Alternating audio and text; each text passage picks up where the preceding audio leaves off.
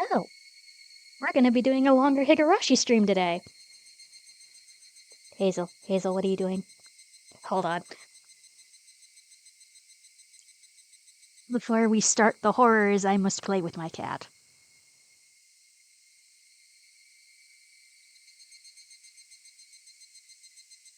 I already played with you, though. You silly kitty.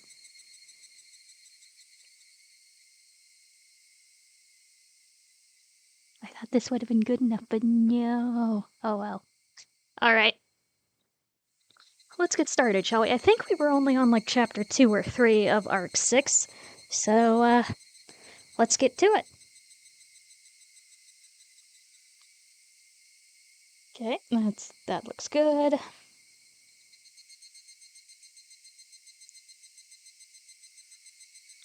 Continue. Enter chapter 2. Okay, so we're at the start of chapter 3.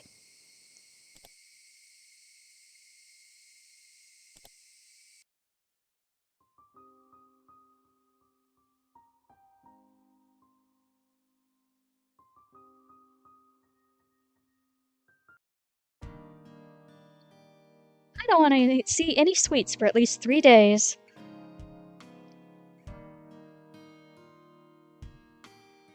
Ugh. You tried a little too hard, Keiichi-kun. And ate a massive amount of desserts too, but her stomach seemed to be just fine. Girl. Meaning the cat, not Rena. Yes, I know. Do not see me paying attention to you.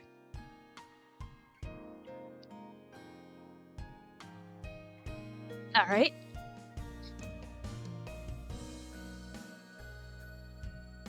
I think girls have 4 stomachs. Or at least an extra stomach for dessert. Correct.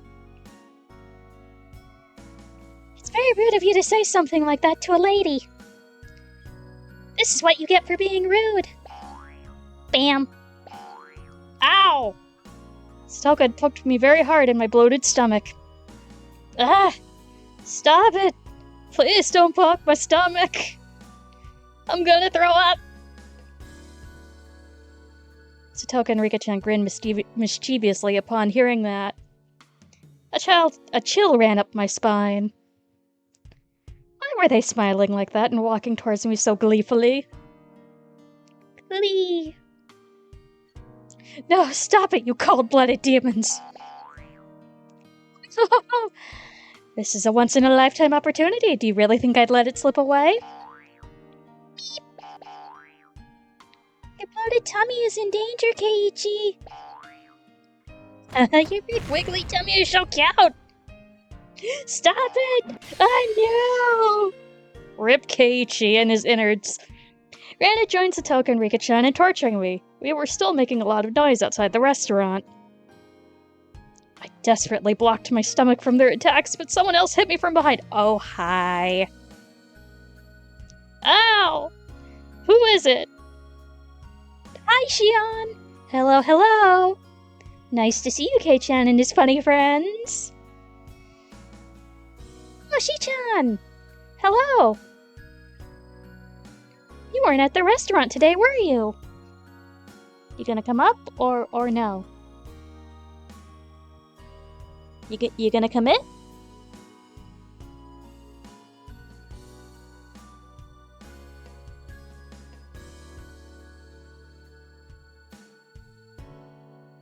Why are you telling me you're so bored?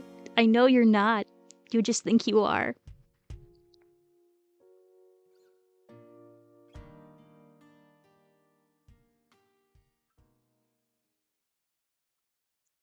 There you go.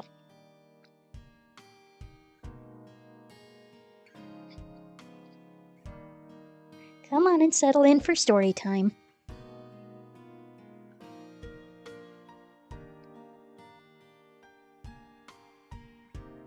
I'm working the night shift today. I just changed after getting here. How can you stand outside a restaurant wearing that uniform? What? I'm not embarrassed. Especially not since you had to walk around in way more embarrassing costumes the other day. Ugh. Damn it, I was just getting over it. She had to just remind me that I'll never be able to get married. Anyway, I heard you went crazy in the restaurant today. We did. We had to, since it turned into a club activity, you know. You made a big mess in there. It looked like Sis felt guilty, so she's helping the waitresses clean up in the store now. I still think we should help them clean. Oh, don't worry about it. We can't let customers do that. Plus, me made most of the mess. Yeah, that's right. Everybody nodded in agreement. She told me to tell you guys that you don't have to wait for her.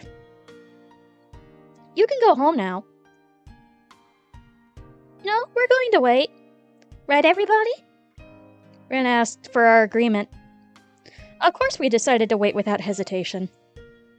Satoko, Rika-chan, and I all nodded along. Since we can't help her clean, that's the least we can do. Well, she says we can go home. I'm pretty sure she'd be sad if we really did leave. Wow. Kei-chan, you grew up. I'm impressed. He grew up all right. That's because we've been training him well. I mean, legit. Right? That's correct. Girls always band together when it comes to things like this. I hate girls. They get along so easily just because they're girls. No comment on that. In the end, we ended up making a lot more noise, even dragging Shion into the mess this time. Shion, get back in here and help us clean. Where did you put the washcloths? Oh no. I guess I have to go back to work now. Mi-chan, do you think it's going to take a while? What? Why are you still here? Are you waiting for this old man? Don't worry about me. Go on home already. Mion looked happy to see us waiting for her, but she always said the opposite of what she thinks. I wonder when she'll grow up to be able to just honestly say thank you. We're friends, remember? Well, wait until you finish up. I wish we could help you. I feel bad. I told you, you don't have to wait for me. I'm gonna wait for Shion to finish work tonight, and then head to her house in Okonomiya afterward. Okay, so she's gonna just hang out with her sister, that's nice. So you really don't need to wait for me. I do appreciate it, though. Are you sure? I still feel bad. Yeah, me too. We have enough people, so really don't worry about it. Go home before it gets too cold. We understand. Me, I hope you can finish cleaning soon. Go for it. Yay! Woo! Thanks. Kei-chan, I trust you to escort the ladies home safely. Or else. Please protect them from assassinations on their way home. Looking around, I didn't see any ladies who needed an escort. It felt more like I was the one who needed protection, which, I mean, valid. Friends protect friends. Anyway, we said our goodbyes, making it easier for us to end the day and go home. Goodbye, B-chan. See you tomorrow. Yep. See you tomorrow. Alright, let's go then. We waved at Mion until she went back into the restaurant, and after that, we all got on our bicycles and left Okonomiya.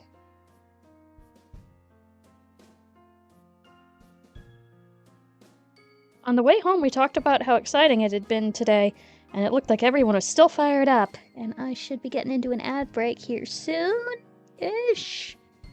So I'll just pop that over there.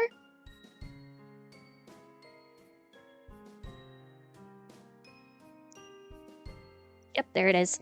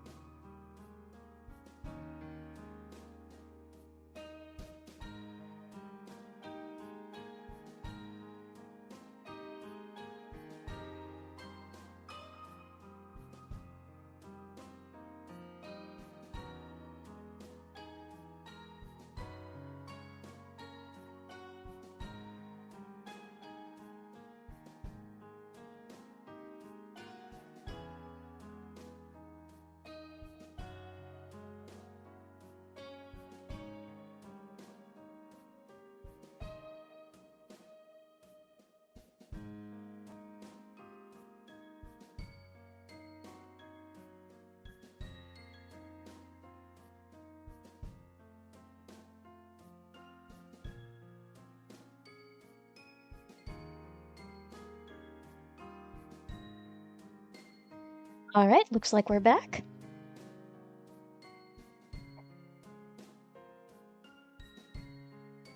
We had the horrifying punishment in the competitive eating contest, which turned into an unprecedented battle involving all the customers in the restaurant, and after that, everything got crazy and messy. At first, the waitresses didn't know what to do, but after a while, they ended up joining in. We all had a blast. Oh, that's good. I'm glad the staff had fun, too. That was wonderful!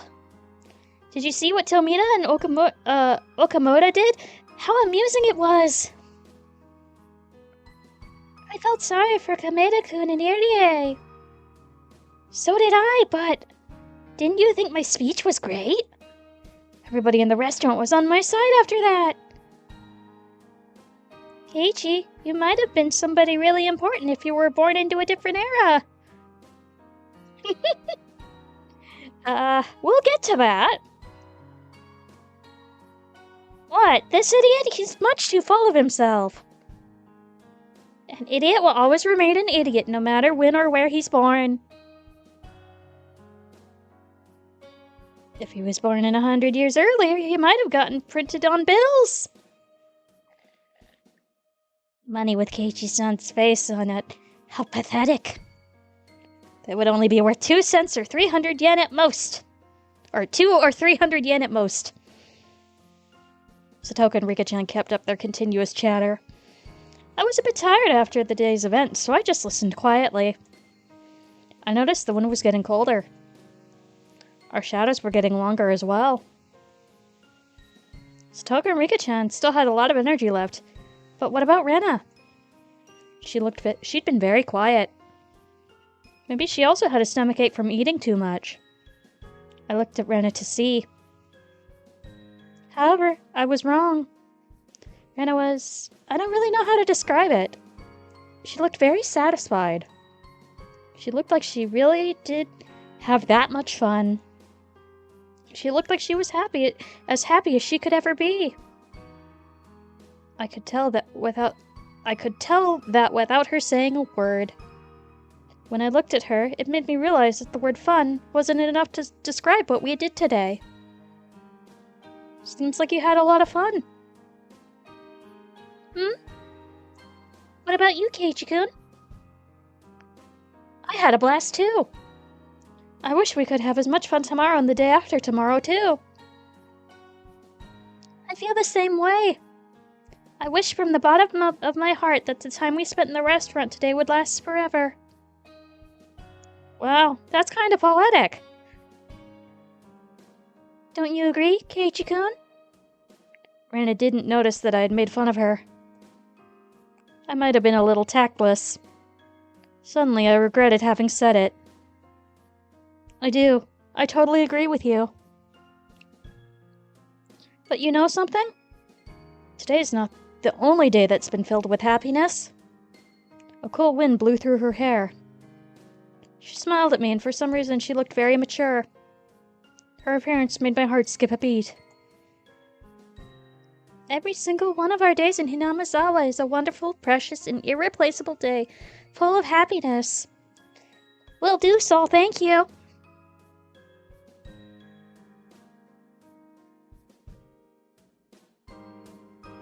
I know! Hi, Sol. I hope you've been well.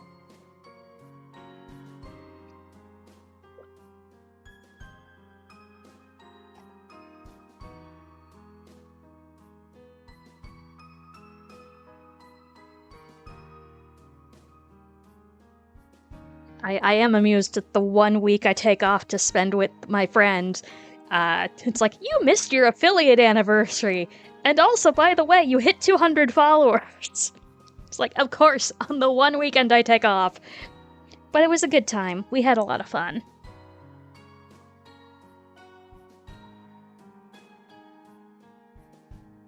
Including the boring days, when our club activities got cancelled. Yeah, I wasn't expecting to hit 2 milestones on the 1 weekend, basically. But it's really nice. And then I might have gotten my friend into thinking about streaming again after a long hiatus, so that's been cool.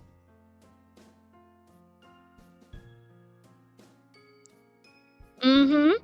They're my lovely artist friend who helped me do the artist for the art for the picture book that I released.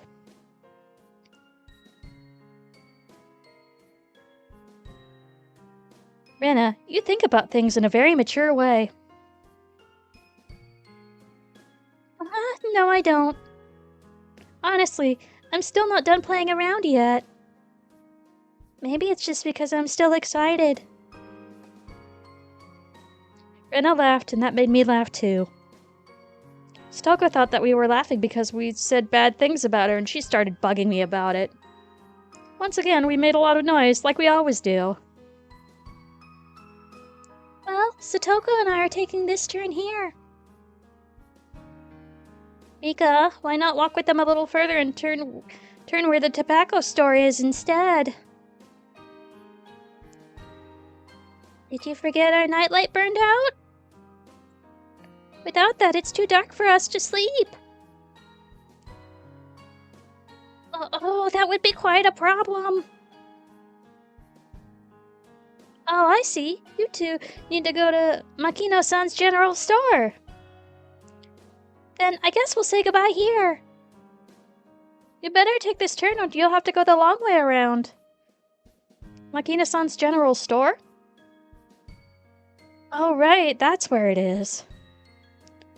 If they wanted to make the stop at the store before going back to the shrine, turning here would be the quickest way. Okay then. Bye, Rika-chan. Bye, Satoko. I'll see you tomorrow. See you tomorrow. Farewell, Keiichi-san. Farewell, farewell, Rena-san. See you tomorrow. Bye-bye. Rika-chan and Satoko waved at us many times, then took the narrow path through the field. Once the noisy girls were gone, it was especially quiet all of a sudden. It even made me feel as if the sun had set in an instant. I could see my house by now, which everybody called the Mayabara Mansion. I didn't notice it earlier because of how fired up we all were, but my stomach was about to burst. Oh no, you might actually throw up. The growling in my gut felt like thunder. My body must have been paying the price for me acting like an idiot earlier, as it usually does. There was no way I was eating dinner tonight. I'd need to tell my mom before she started cooking. But before anything... Oh, cool! Thank you for the 3-watch streak! Yay! You did it!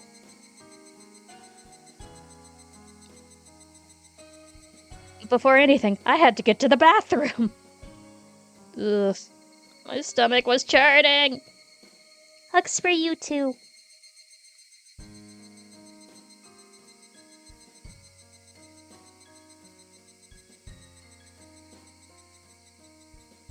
Oh boy, really didn't sound good. Yeah. Who has finally settled down after being like, pay attention to me, mother. Never mind, I'd been paying attention to all morning. All morning, kitty kitty. We got to the place where I'd always meet Rena in the morning and said goodbye in the evening. I really did have a lot of fun today. Me too. Are you feeling okay, Keiichi-kun? Nah, my stomach is growling. I guess I just need to get some rest. It's gotta exit one way or the other, my guy. You need to train your stomach, huh? Huh? You ate about as much as I did. How do you fit all of that inside your tiny body? It might go into the boobs. That would be a woman's secret. Rana giggled and tried to avoid giving me an answer. She'd probably hit me if I pressed her about it. But if she punched me in the stomach, I'd throw up for sure. So I decided to not go any further. Goodbye, Rana. See you tomorrow. Yes, see you tomorrow. You know, I used to live in the city. Yeah? I never managed to enjoy each and every day like this before. But after moving to Hinamazawa, you know, I think I found happiness. I feel the same way. I moved to Hinamazawa a year ago. I can't believe I'm as happy as I am to spend every day having as much fun as I do.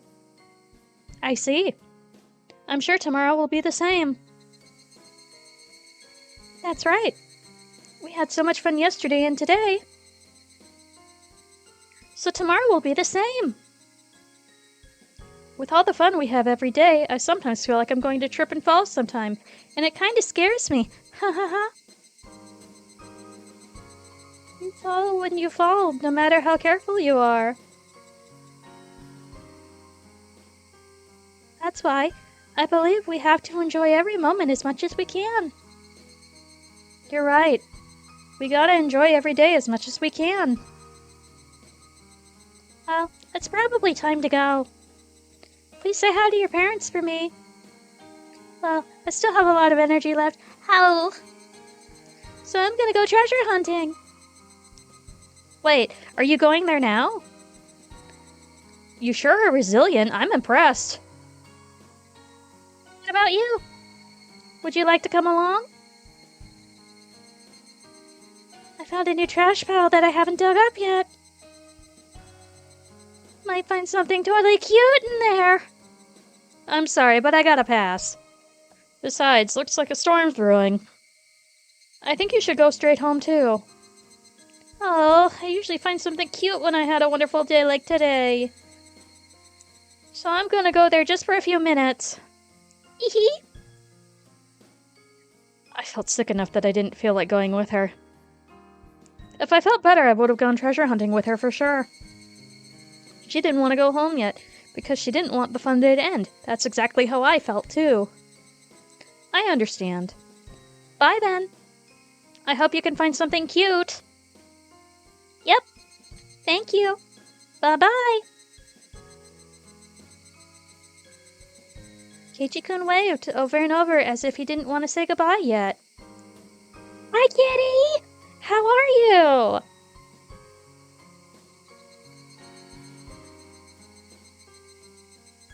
Yeah, we are on Arc 6, which is technically one of the answer arcs, but so far, it hasn't been very spoilery, so you're good!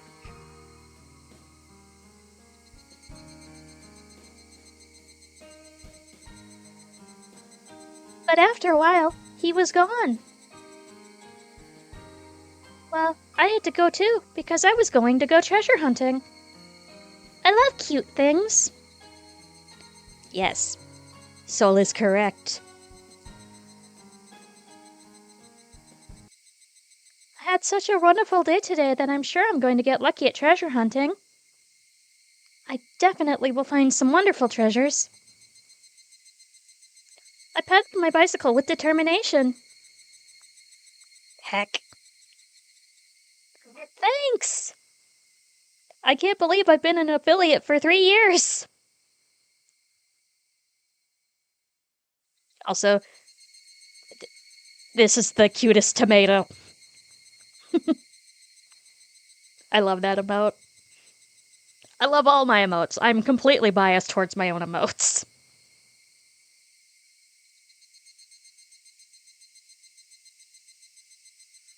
My house was nearby, but I took another street that led to the dam construction site.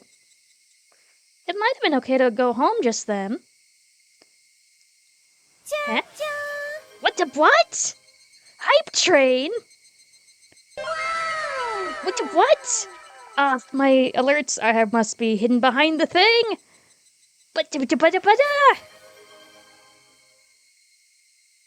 I am so mad that I forgot to check if the thing would, But anyway, thank you so much for starting a hype train. What the heck?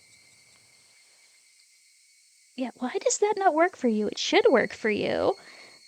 But we're gonna do it anyway. Because Kitty is amazing and we love her.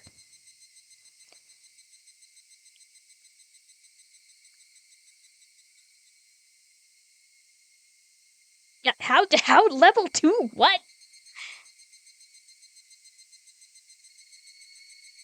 Okay, hold on. Actually, since I have OBS up, let me just check where sound alerts is and order it to the top. And just for fun, we'll do a test of this lovely thing.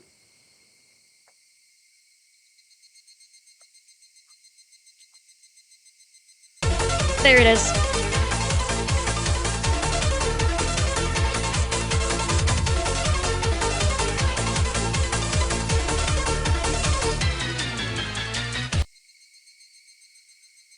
I wish I would have known that before, so you could have seen the lovely other animations that Marshy made. But, oh well! Learning. The fact that things seem to be working right now is good. There's also that one.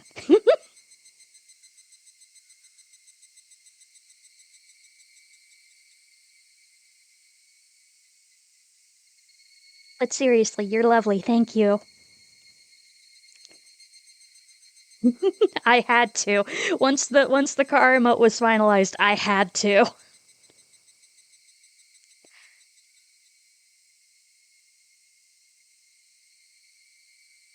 I mean, didn't you know that, Soul? Didn't you know that you're cute? You're super kind, so that makes you cute?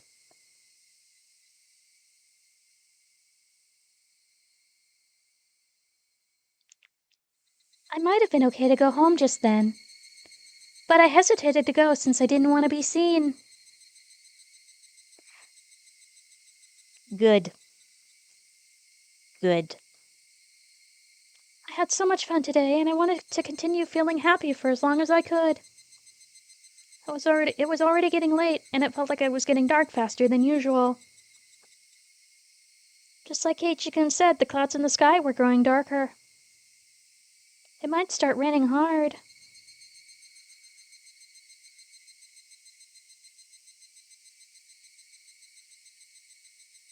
But that doesn't mean I have to go home already. Stop it, Rena.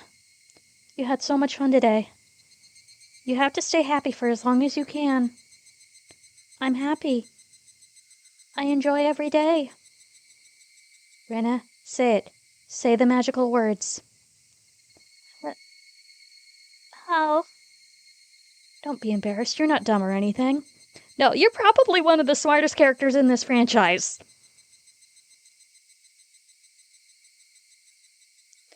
I might be able to enjoy it every day even more if I were dumb. I mean, potentially. But that can get complicated. So, dumb is what I want to be. Oh, I'm gonna find something sure cute and take it home with me. There, I said it. I'm sure I can find something cute. As long as I believe it's cute, anything can be that way. I should fill my heart with happy memories of today and yesterday. I should look forward to the happiness I'm going to receive tomorrow, and the day after tomorrow, too.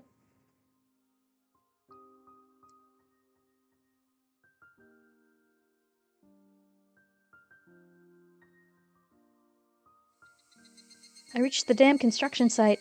A mountain of trash loomed before me. I parked my bicycle and walked down the mountain of trash and scrap. Thank you so much for the level 2 hype train. I almost never get hype trains, so that was super cool. Thank you so much.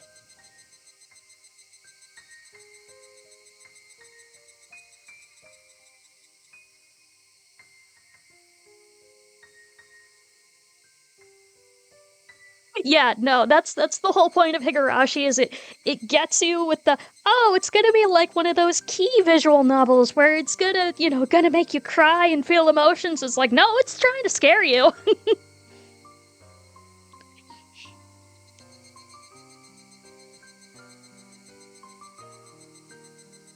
Which, I did hear that Discotek is gonna be releasing, the first season of Higurashi again. They relicensed it. You're lovely, thank you so much. Likewise, you are so awesome.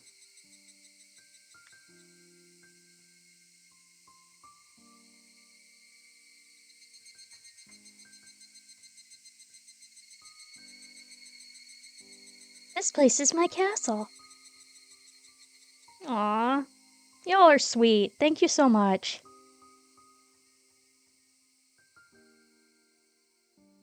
It would be incredible if anyone else came to this mountain of trash.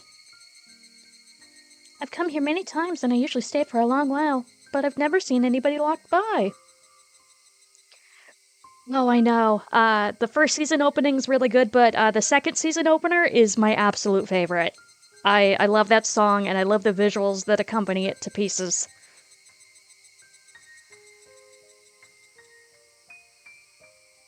This place is the village's blind spot. I heard that many people came here all the time during the dam wars, but it was abandoned after that. The villagers no longer needed to come here, and some people even forgot about it entirely. Seems like they dumped trash here at midnight, but I've never seen a truck actually dumping trash, at least. If they dumped new trash more often, it'd give me more time to kill. Wow! It is! Oh, thank you so much, Soul, for gifting us up to Kitty! You wonderful bean.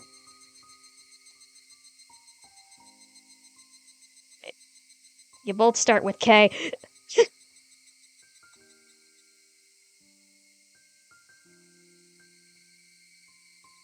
I need to make sure, I should double check and make sure that the command actually works for you, Soul. Because for some reason. What? What? Cyrus, what? Hi, Cyrus!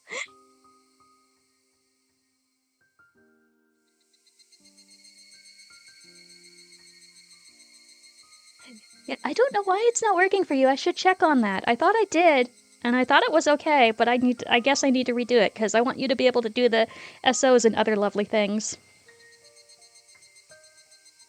You are lovely, you wonderful ball of sunshine. Oh wow, this means I can actually probably put my sub-goal back up. Because eventually I like to get to 65 subs just so I can get another standard emote and animated emote, because I love them and I love commissioning Marshy for things.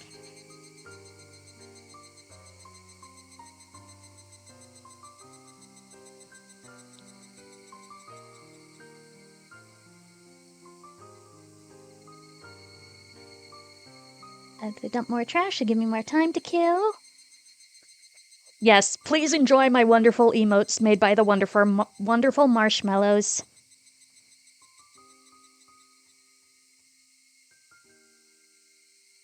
She did everything on this channel.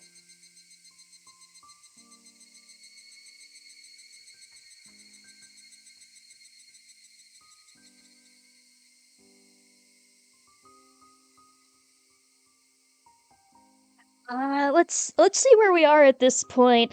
Not to tempt you, but yeah, let me check my stats real quick.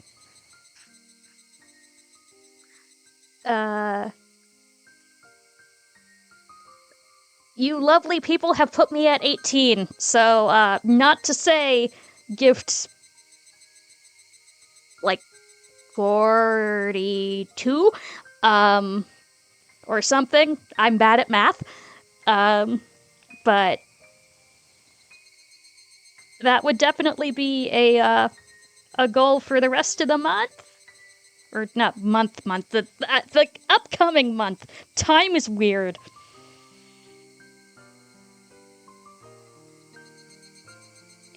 So yeah, I'm 2 less than 20 and I want to get to 65. What? What?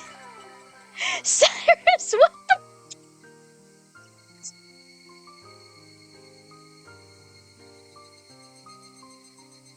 Cyrus!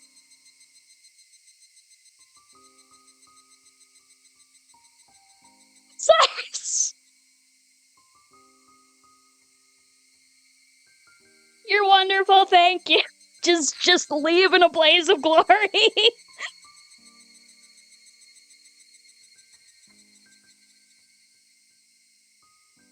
just leave with the cool theme song. You're wonderful, thank you so much. Yes, I absolutely believe that you're bad at math, but now I'm over, so thank you so much. Wow. Pardon, but holy shit.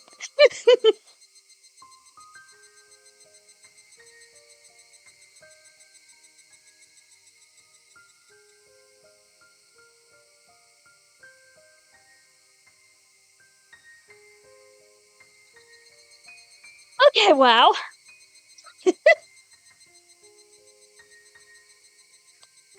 You are absolutely getting shouted out for that after stream is done.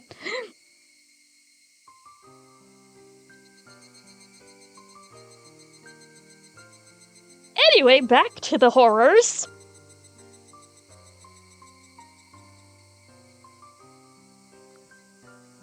Thank you. This is just me on a slightly more elevated level. Alright, we're not there with the ads yet. I see you incoming. I see you, but we're not there yet. But it looks like it's not going to happen for a while. Oh, excuse me. But it looks like it's not going to happen for a while. I walked down the slope of the trash pile all the way down to the bottom and headed behind another pile. Nobody ever comes here. I've come here many times, and I usually stay for a long while, but nobody ever comes to mess up this place. Not even the other kids from my school come here. They all believe that the arm of manager of the construction site is buried somewhere in the trash piles, and so they all believe the whole place is haunted. Well, considering probably everybody who's actually here probably has a subscription to this point, we're just gonna keep going, alright? They told me that the ghost with one arm still wanders around here, looking for its missing limb. Sadly, I haven't seen the ghost either. I'm not scared. In fact, I'd rather like to meet him. I wouldn't mind helping him find his arm. If he's feeling lonely, I'd want him to be my conversation partner.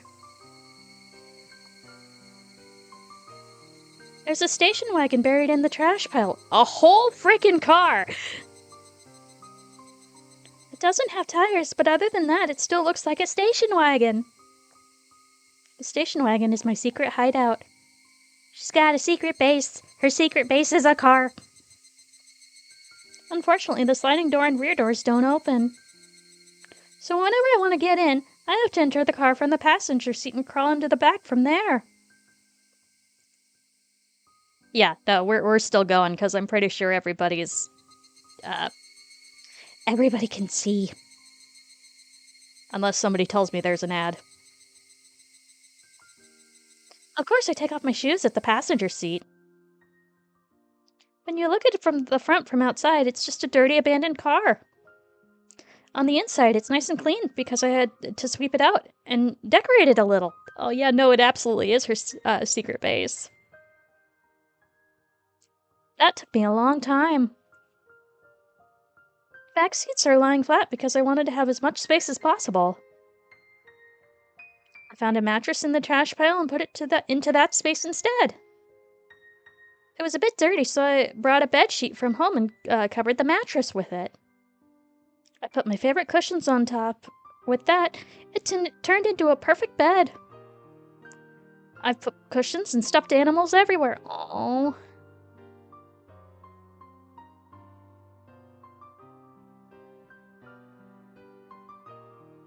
That's not all. Look at this. I have a bunch of sweets here, too. Oh, she's living in the van. Okay, looks like we're back.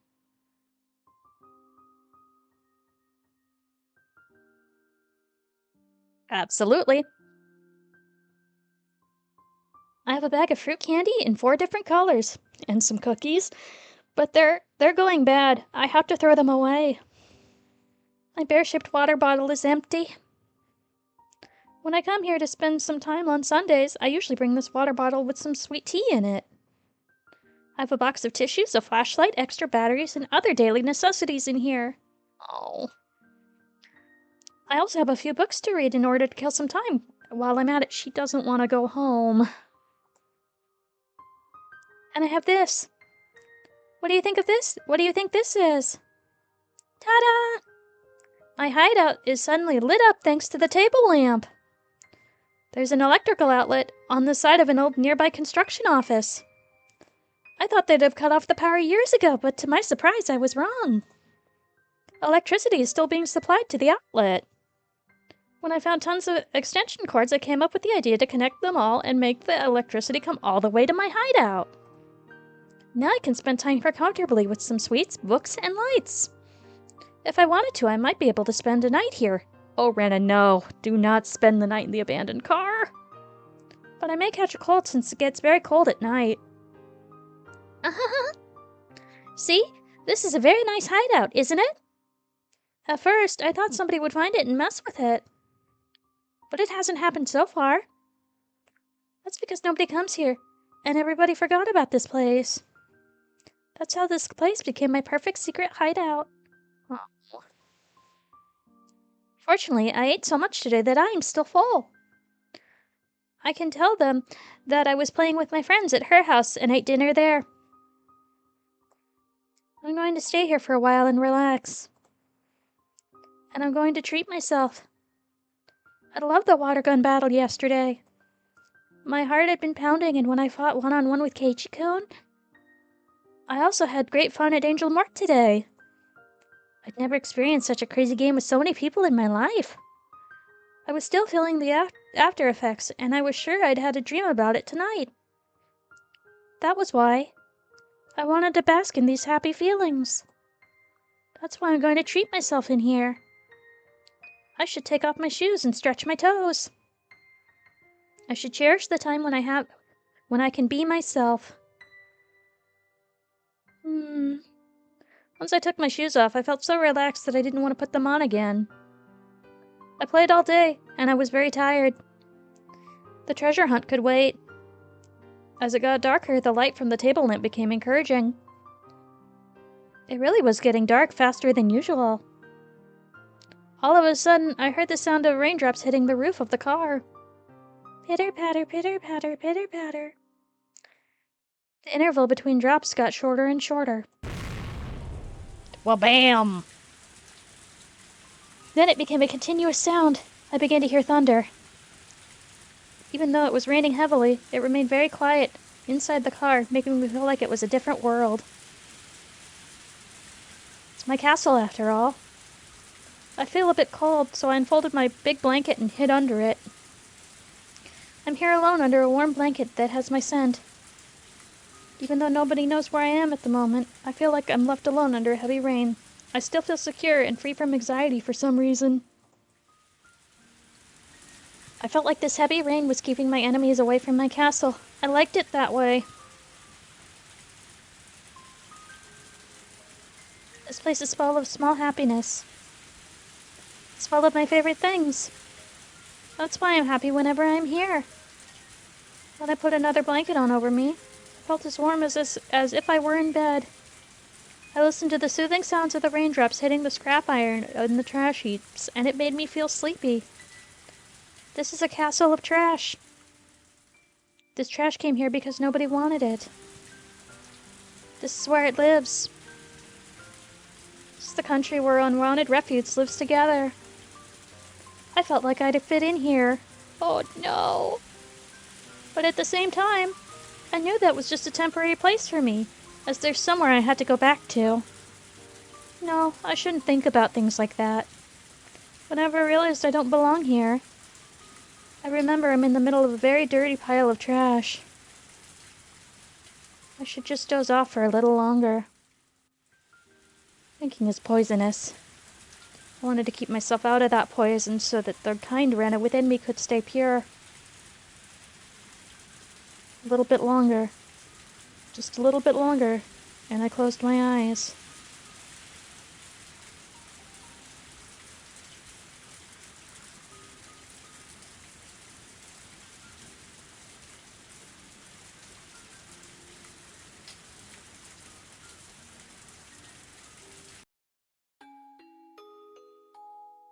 My mother was a very busy woman. The harder she worked, the more her work was valued, and she kept getting promoted. She sought to go higher and higher. She was always shining, and she was my hero. My mother started her career as a fashion designer at a small clothing factory in Okonomiya. I'm gonna take a sip real quick.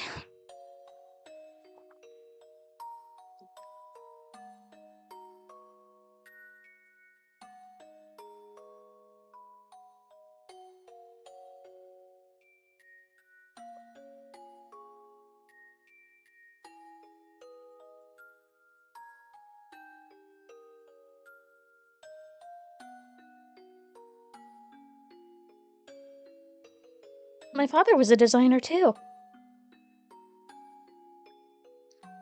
Yeah, my community has been extremely kind today, between Kitty and Cyrus just dropping sub-bombs everywhere. Hi, Ghost! Good to see you! I was not expecting such kindness. See, this is really interesting, because I don't think I've ever seen Rena's family backstory at all. I figured you were lurking, but still. Because you're usually very sweet and lurk in my streams. Which I appreciate. They met through their jobs and soon got married. They lived in a small apartment in Okonomiya. But they moved to my grandmother's house, our current house in Hinamazawa, when she got pregnant with me. Oh, interesting. We lived there until right before I went to elementary school. Now that I think about it, that was the happiest time of my life. I felt happy every day and believed without a doubt that tomorrow would be the same. I was so happy that I took it for granted and didn't even feel the happiness. I really did feel happy every day, probably because there was a level of stability to your life, sweetie. I was small at the time and didn't really understand what was going on, but it seemed like the company my parents were working for was having financial difficulties. Okay, yeah, that would do it. So my mother and a few other young designers started talking about leaving the company and going independent. After many things happened and the situation grew complicated, as they usually do. They got an offer to work at a big design firm in Ibaraki, and they took the offer. At that time, I heard my mother saying many difficult words like limited partnership and business alliance, but in short, what she wanted to do was move to Ibaraki. My mother and her peers were hired because they were talented and experience made them immediate assets to their new company. However, my father wasn't one of them. Unfortunately, my father wasn't as talented as my mother was. So moving to Ibaraki meant that my father had to give up being a fashion designer. My mother's new company had high expectations of her talent and promised her a responsible project. Didn't want to waste her growing talent and passion by living in a rural town like Hinamizawa. So my mother convinced my father to quit his job and move up to Ibaraki to support her and help her build her career. Back then, moving meant I'd have to say goodbye to my close friends. I didn't want to move, and I kept crying about it. After we moved to Ibaraki, my mother was a big success. Not only did she have great leadership skills, she was full of energy, and I believe she made the best use of her talents to succeed. She came home late every night, and I barely had any days off. When she had a big project, she often stayed the entire nights at her office. But when she came home, she always looked fulfilled and wore a happy smile that she never wore when she was in Hinamizawa. She was shining. I remember that I always wanted to shine like her when I grew up. On the other hand, my father wasn't doing so well. He couldn't find a job as a fashion designer, so he took a clerical job in a small company, but he kept changing positions. Sorry, my dude, but this sounds like a you problem. He couldn't use the experience he had cultivated, and it was very hard for him, which, I mean, I get. But he was very understanding. He started to take care of things around the house for my mother, who got busier and busier, having one project after another. He cleaned the house, did the laundry, and came to my school events, like a good dad. However, he couldn't cook. He did cook rice, but always bought side dishes from the grocery store.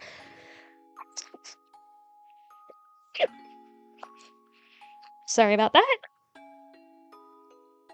We ate dinner without my mother more and more often. I guess she's busy again. Every time I said that, he always told me, "Your mother is working very hard. So let's support her, Reina." That was what he always told me. I decided to help my father with the cooking. I thought it was a good idea to learn how to cook since he wasn't good at it. I mean, yes. Whenever my mother cooked, I helped her and tried to learn how to cook from her.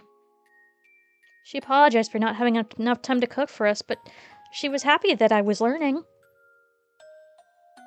I think I wrote in my school yearbook that I wanted to be a clothing designer in the future, just like my mother. But apparently I lacked my mother's exceptional sense of style. She used to tell me, taste is something you're born with, not something that you cultivate. It's actually more the other way around, but okay.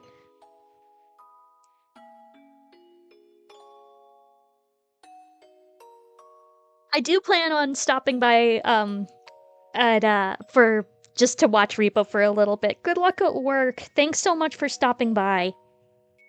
I hope you have a good day.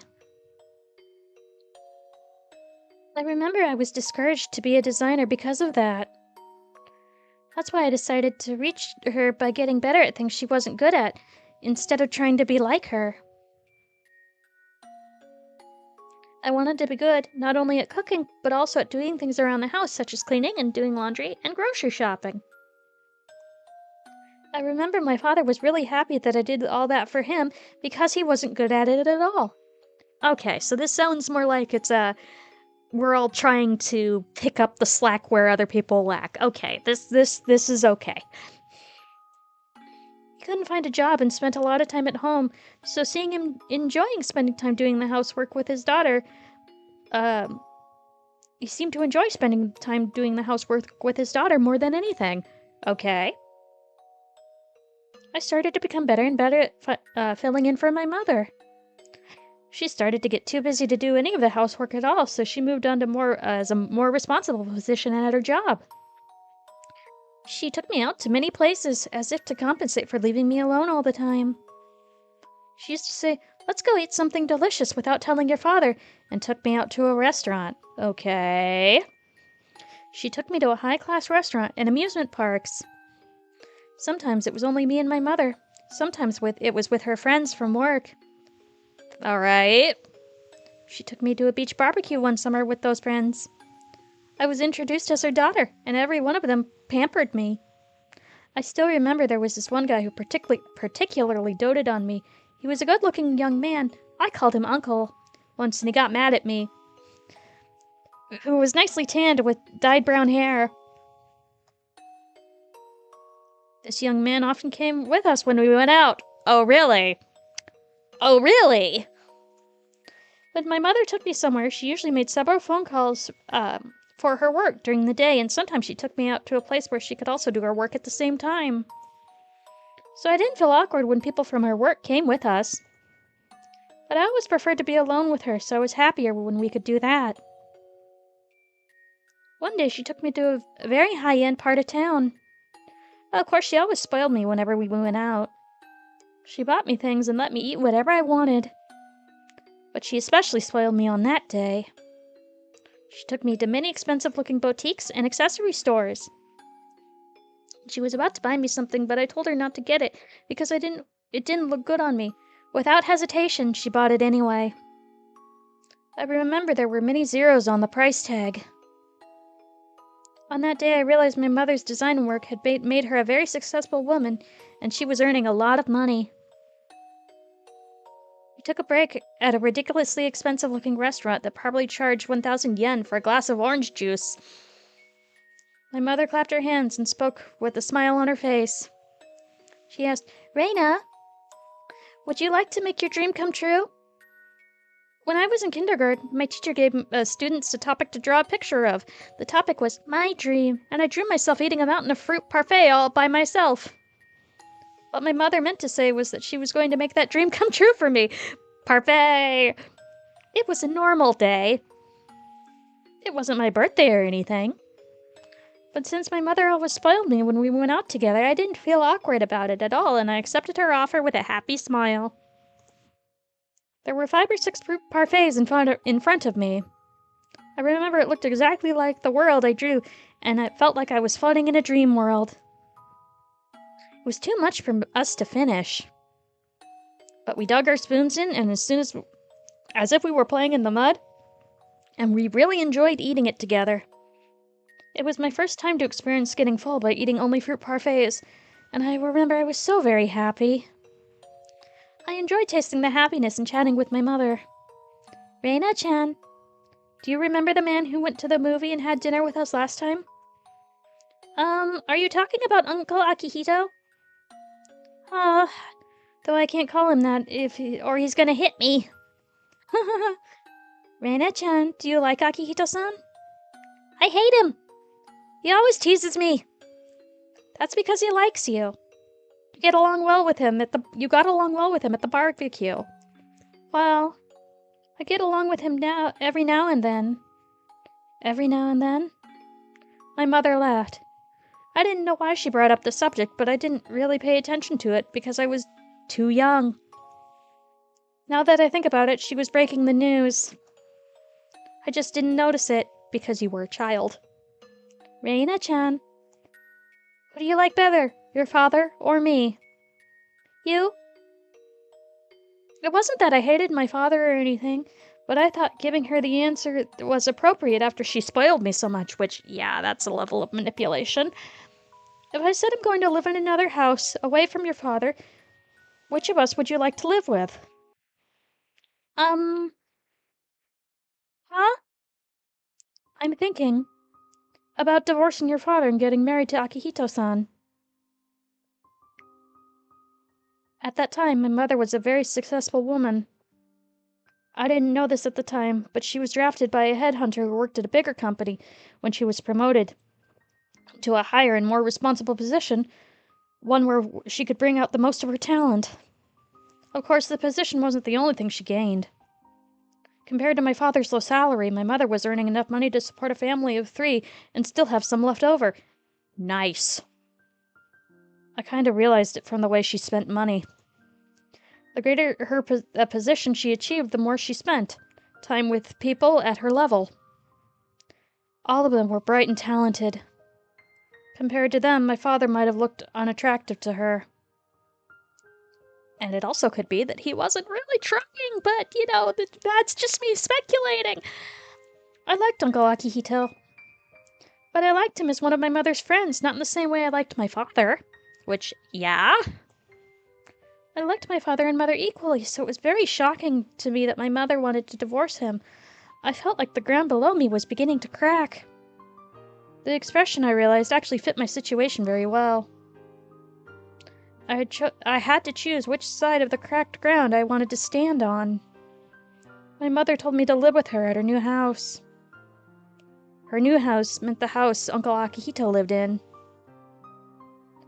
I thought a house was a sanctuary for a family. It can be, but it can also be awful. I believed that a house was a holy place where strangers couldn't easily enter. That's why I couldn't believe her. How could she let a stranger invade such a holy place so easily? Again, you're a child. Why do you hate my father? My mother looked down and didn't answer. I asked her another question. Why can't you stay with my father? I think that was the hardest and most heartbreaking of all questions for my mother to answer. In short, my mother had cheated on him. Oof. She loved another man who was more attractive than my father. It was just that, and nothing more. Well, some people are fickle.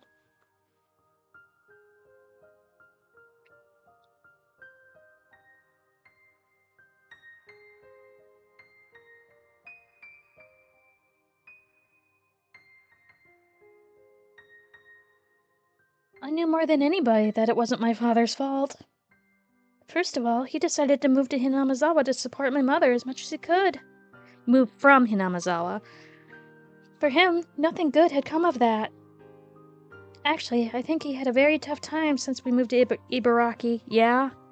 But I volunteered to be her support and tried very hard to do that. Ugh, it sounds like they need to have a conversation. I thought my mother appreciated his support.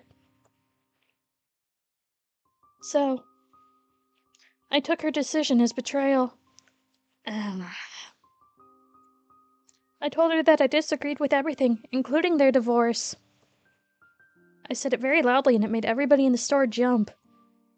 Sure, continue your relationship with Uncle Akihito, but don't divorce my father.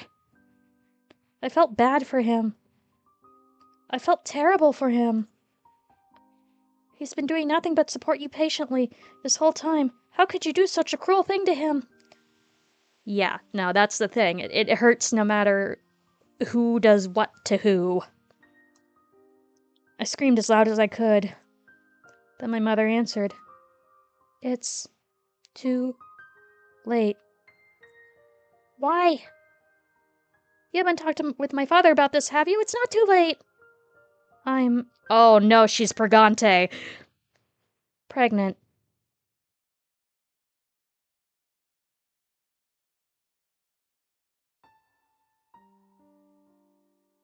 I don't know whether my mother actually told him about the divorce in person.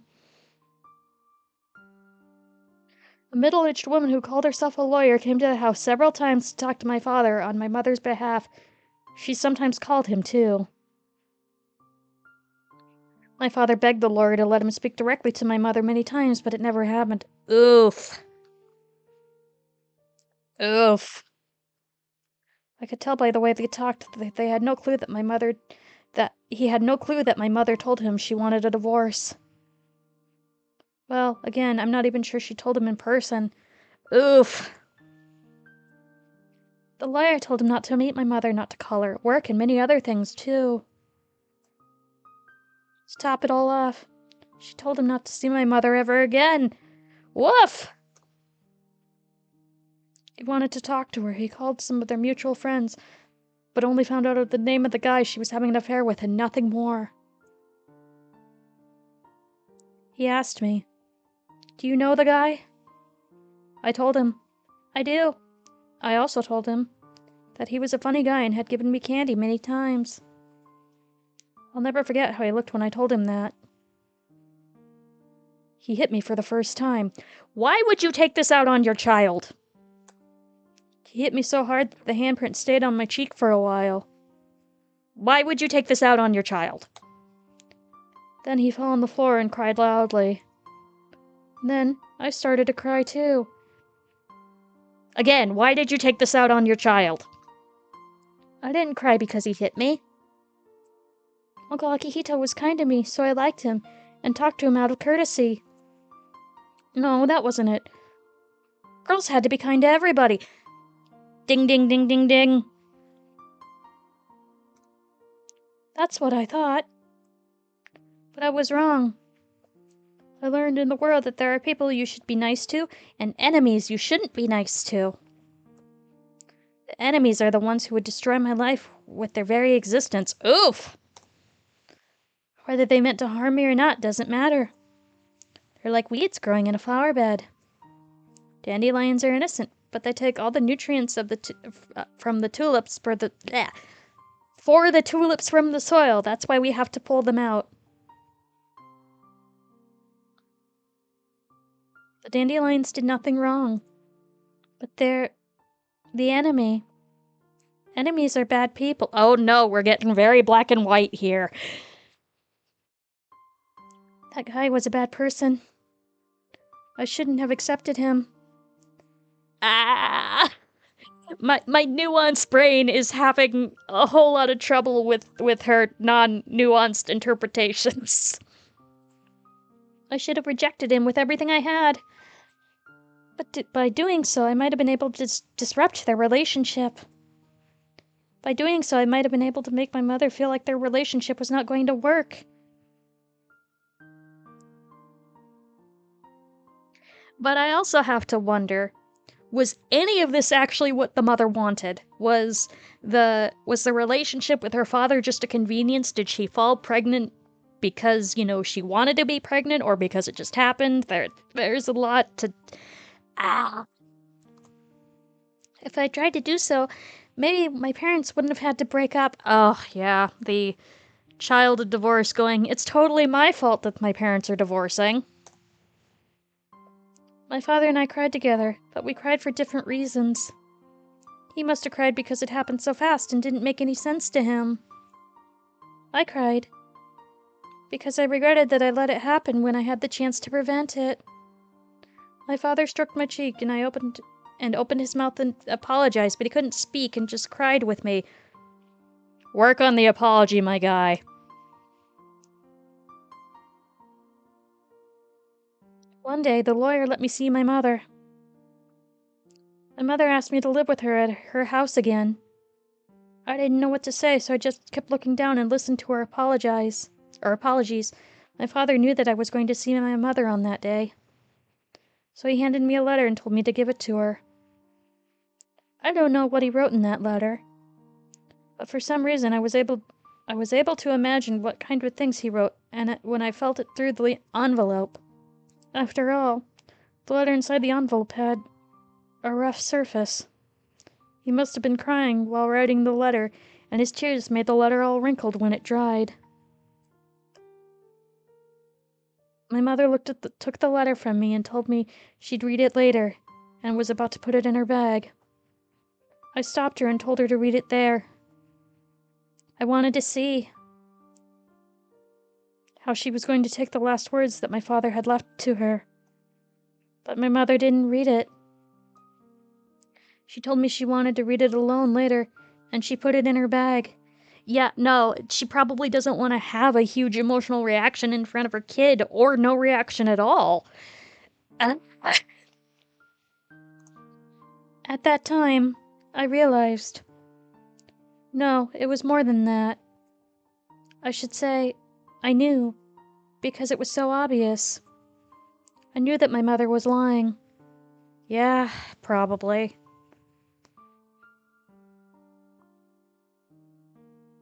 She had no intention of reading my father's letter.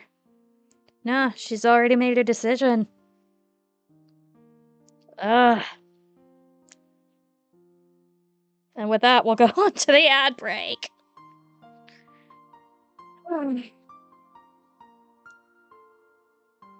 Yeah, no, this is, like, tear your heart out.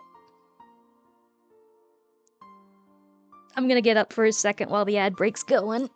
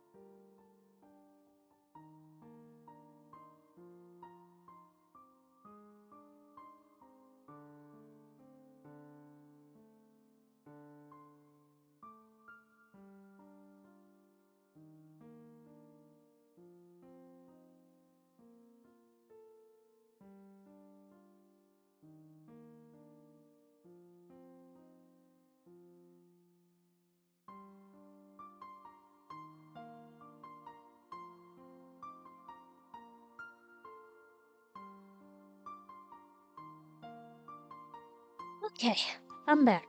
Let us continue.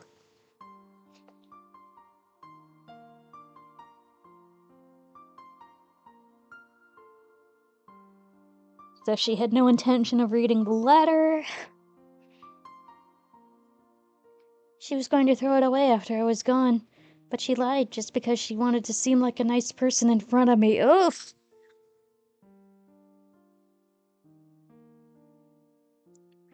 The slight curl in her eyebrows and lips told me that more clearly than anything else. At that moment, I finally knew something else. The guy she was having an affair with wasn't the only bad person. Oof. My mother was also a bad person. Since that moment, the existence of my mother disappeared from my world like a dry ice evaporating.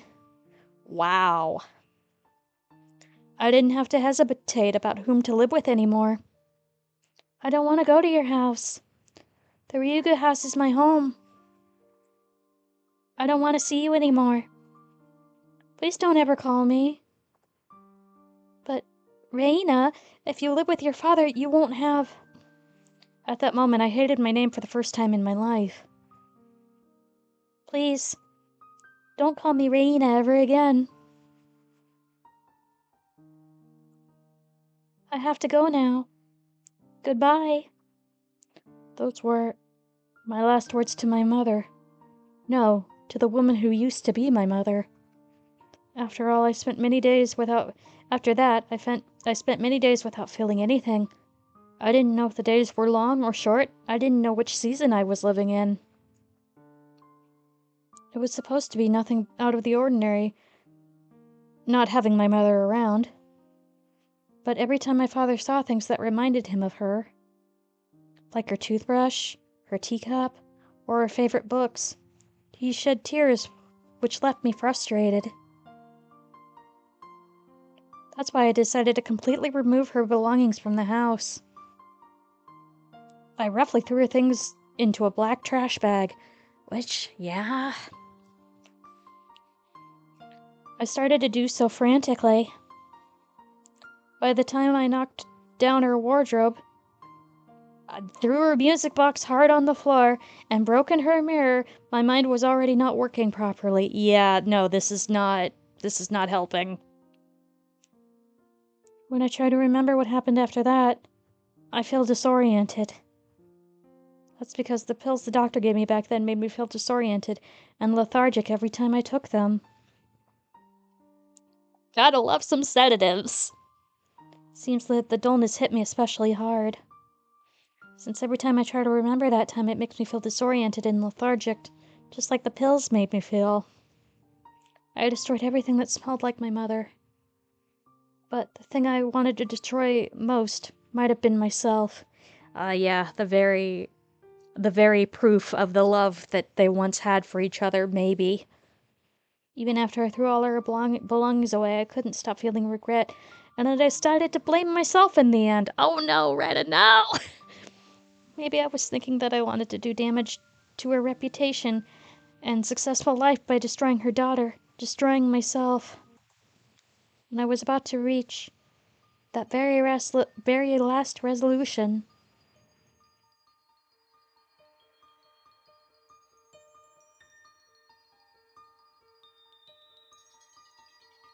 Oyashiro-sama came to me. Oyashiro-sama told me to go back to Hinamazawa. Yes, all this was because of his curse. Oyashiro-sama brought a curse upon the Ryugu family because we'd broken the rule and abandoned Hinamazawa. Uh-huh. Okay. After I figured that out, everything started to make sense to me. All the crazy things that had happened to me after my mother was gone. The curse of Oyashiro-sama did all that to us. It was Oyashiro-sama's voice that was telling us to come back to Hinamazawa. That's right. We should have stayed in Hinamazawa. Everything went crazy because we moved.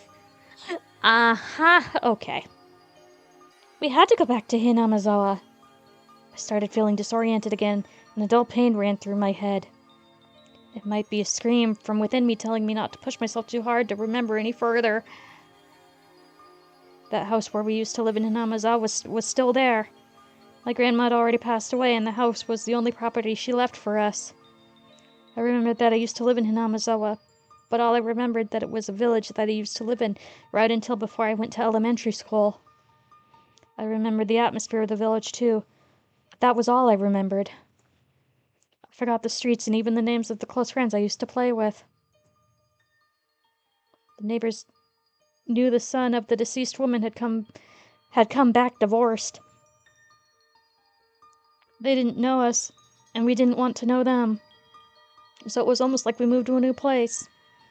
However, as far as I was concerned, this was still my hometown that I had come back to. At first, everything was inconvenient compared to life in Ibaraki.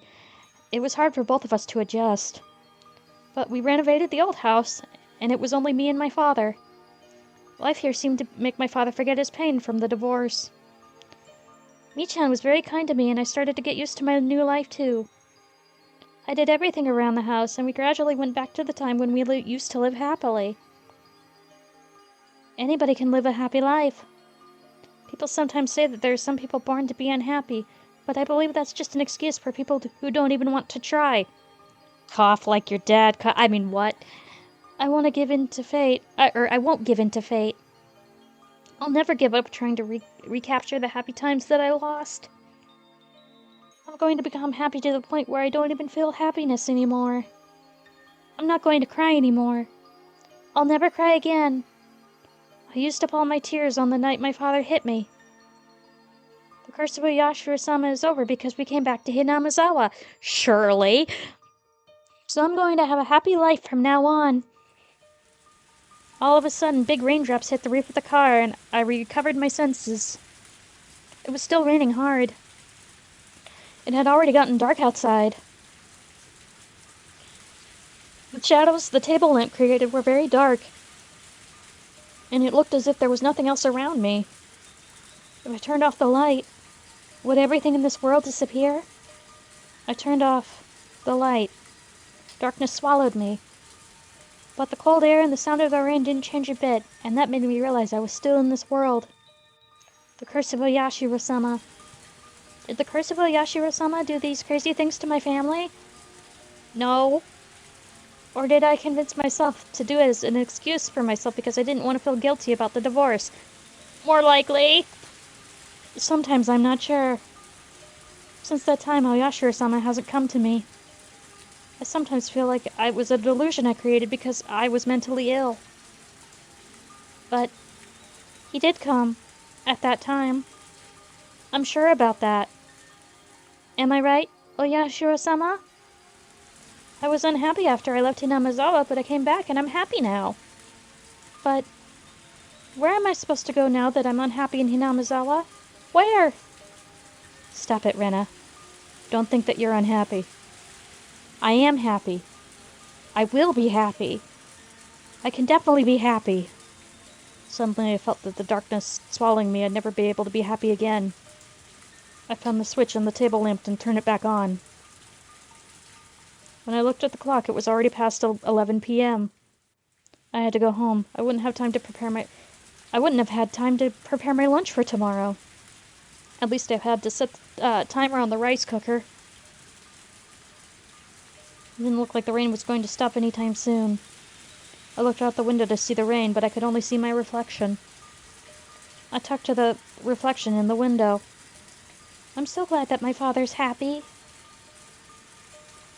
He'd been acting like he was dead for a long time. The smile on his face was a good sign that he was regaining his former happy life. He became miserable because of me. That's why I don't mind doing things for him until he regains his smile, and we both become truly happy. When I stay here alone for a while, it gives him some time to be alone. With her. Plus, I don't have to fake a smile.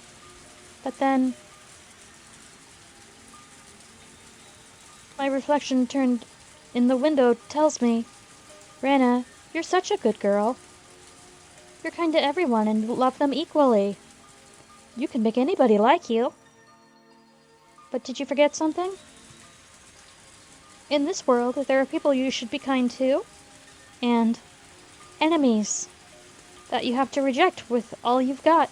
I thought you learned that lesson. No, don't listen to her. My reflection is always mean. She always says mean things and makes fun of my worries. But she always tells me things that I can't say to myself. Let's go home, Rana. To your home. Forget about that mean Rana in the mirror. I was a bit hungry by then. After all the dessert I ate, I still got hungry. I almost forgot. Rina-san bought me a shortcake. I've never had a shortcake from Angel Mart, but I bet it'll taste good. I'd have to give my thanks to Rina-san next time I saw her. Rina-san speaks in a way that makes it very clear how she grew up, but I'm sure she's a good person. Uh-huh. Uh-huh. That's because she's been good to my father. I did everything I could to make my father smile, but I failed. On the other hand, Rina-san can put a big smile on his face so easily. I have to thank Rina-san. I have to thank her for cheering up my father. But I don't know why. I just don't like her perfume.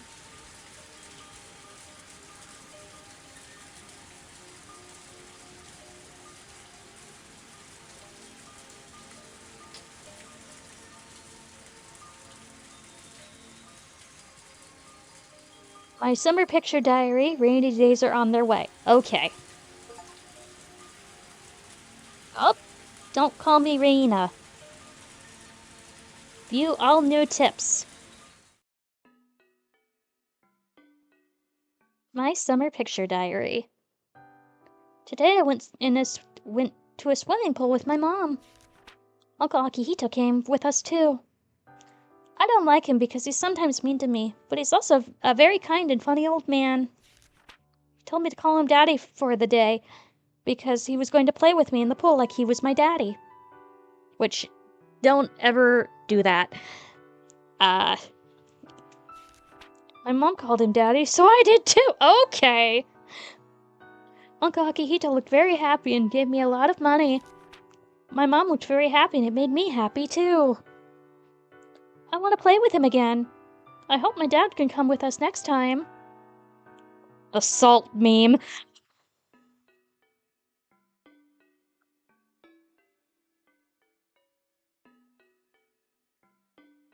Alright, I'm gonna take a sip before we do the next tip.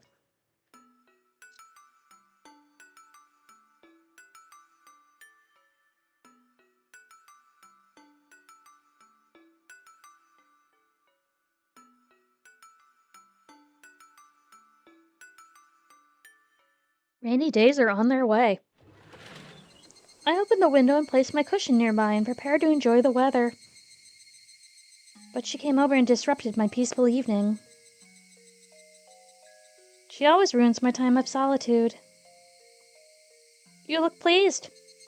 Oh, that's right, you ate lots of your favorite sweets today.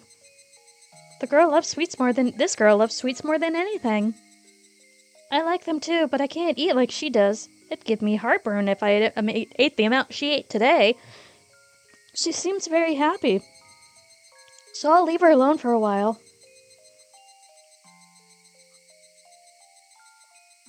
I'd been making my favorite hot and salty food for the past few days, so she must be quite pleased today. It was a very fun day for me, too. I just wanted to enjoy the memory of the excitement I felt today by sitting here quietly, enjoying the sunset. But when I looked up at the sky, I saw some thick clouds forming there. The wind was a bit colder than usual. It might start raining soon. People say that when deep-sea animals come up to the shallows, it's the site of a big earthquake or a tsunami. Or sign of. Woof! We saw a very rare fish that dwells in the deep water in the shallows today. Just as the ancient stories of the sea monsters say, people who hate deep-sea animals tend to interpret them as omens of disaster. Didn't matter if they showed up alive or dead. I said something interesting just now. Even when they showed up dead or alive.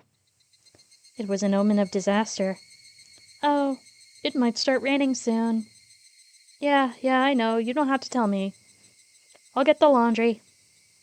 I grabbed a basket and went inside to take the laundry in. The clouds were getting darker. I normally like rain, but I didn't think I'd enjoy it today.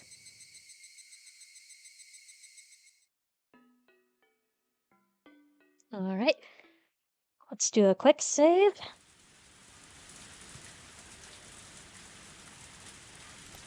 Yep, and to chapter 3.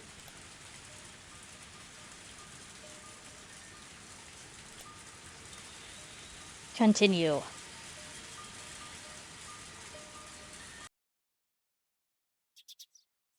Hey, good morning, Rena. You're late today. You're just early today, Keiichi-kun. I'm not trying to put aside the fact I'm always late, but it feels good to defeat you once in a while. Oh, I slept in this morning. I couldn't sleep last night. Oh, you too? Yeah, same here. I was still feeling yesterday's uproar. Took me a long time to go to sleep. Yesterday I had a lot of fun with my friends and went home still riding that high. I was too full to eat dinner. I kept talking with my parents about the great time I had over the past few days. I was so pumped that I couldn't go to sleep. Kinda sounds like I'm a little kid. But given that Rena seemed to be the same way, I felt better about it. No, I felt better isn't the right way of phrasing it. I should say, I'm glad to know that we shared the same feeling. Rena went treasure hunting after I left. I'm sure she found many adorable things, went home, and talked with her parents about how great the day was. I totally didn't spend most of the night in a car. Hey, Michan! Good morning! Oh, you're here early. Better watch out for the pigs falling from the sky. I know I usually make you wait for me, but do you really have to say it like that? Keiichi-kun was unusually early this morning. Today is full of miracles. You're the one to talk yourself. It's going to be another happy day today. I had fun the day before yesterday. I had fun yesterday. So I'm going to have fun today for sure. I'm happy, and Mion is happy too. Of course, Rana and my other friends are equally happy. I'm not afraid to say it. And I wish these happy days would last forever. Hey, Mion. What are we playing today? What, for club? I don't know yet. Rana, do you have any ideas? Let's see. We've been playing athletic games for the past few days, so I'd say something not athletic. You're right. That's a very good point. Club is not only about athletic performances, isn't it? Of course it's not. Our club members have to have good brain skills, and brawn to boot. So why don't we play some tabletop games today? Everybody was early this morning. We could enjoy our walk to school for once. After a while, we started talking about the upcoming festival. Oh no! It has beginneth! They told me that the festival was called Watanagashi, and it was one of the biggest events of the years in Hinamazawa. Oh no! The downhill is beginning early.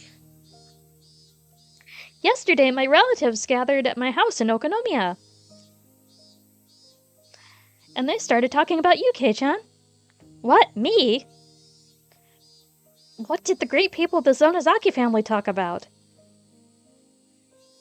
Well, my uncle Yoshiro at the store manager of the Angel Mart, he saw your performance yesterday. He really likes you now. So I started asking the others if they heard of you, and I found out that most of them did. And they all said you're famous in Hinamazawa. Famous doesn't sound like they mean it in a good way. I'm probably more infamous to them because of the punishments you made me do. It's not like that. They said that you blend in well, and you're full of energy, and you have a little bit of recklessness, and they said it's rare at a young man in this era to have all those qualities. They were very impressed with you. I felt a bit embarrassed to know that people I haven't even met were speaking well of me. Well, isn't that a mood? And so they want you to do something at the Watanagashi Festival. You like to draw on people's attention, don't you? Hey, don't assume things, and don't decide anything without me. Don't you know I'm a quiet, lonely guy who loves to be alone? Lonesomely. Lonely guy? You mean Cherry Boy, don't you?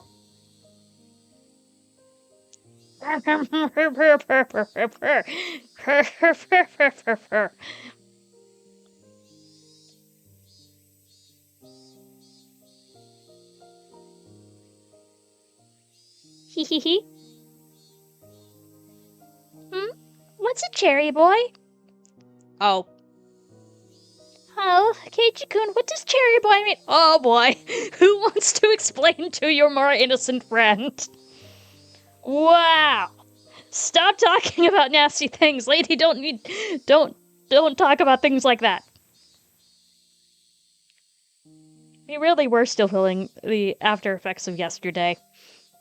Mian and I made a loud noise teasing each other on the way to school. Rena watched us and laughed happily. Actually, while I'm thinking about it, since the lovely new emote slot has been unlocked, I am gonna add one into the roster that was taking a small little break. So yes, thank you, Cyrus, even though you're probably lurking or not here. But I'm gonna add in this extra little... Alright, where is it? Where is it? Because I should still have it in my lovely list. Is it on this side? Oh yeah, it was on this side. One moment. Gotta find it. There it is. Let's assign it to the 1 open slot. Sleepy is now back in the rotation.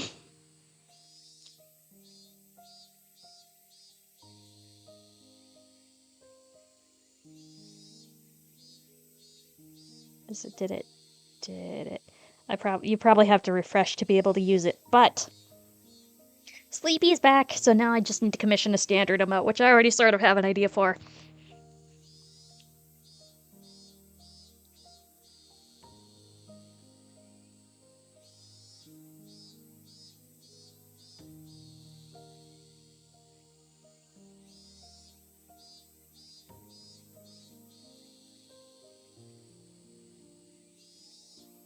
Alright.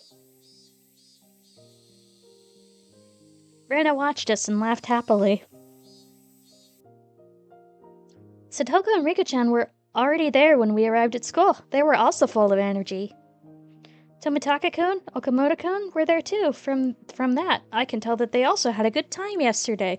Look at everyone be happy. Nothing could possibly go wrong. Everyone was having a good time, really. In Hinamizawa, everybody is happy. It hasn't even been a full year since I moved here, but... What is it? Well, I'm just glad I moved here. What's wrong, Kei-chan? You're being sentimental. I understand. I understand exactly how you feel. You feel everything is perfect. That you've become happy since you moved to Hinamizawa. I think this village has some kind of power to make people feel that way. Are you happy, Rena? Yes. I'm happy every day here in Hinamizawa. Yeah, me too. Hey! Don't leave this old man out in the cold. Let me in on the conversation too. Sky was clear, and the few thin clouds were pure white. Cries of the cicadas were telling me that summer would be coming earlier than usual. Oh no! Watanagashi was just around the corner! I'm sure we'll have great fun at the festival too. There will be more and more fun days to come, I'm sure of it. Summer is just around the corner.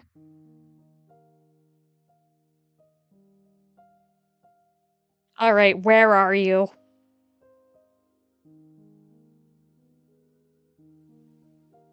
I know you're coming, Tomitake, where are you?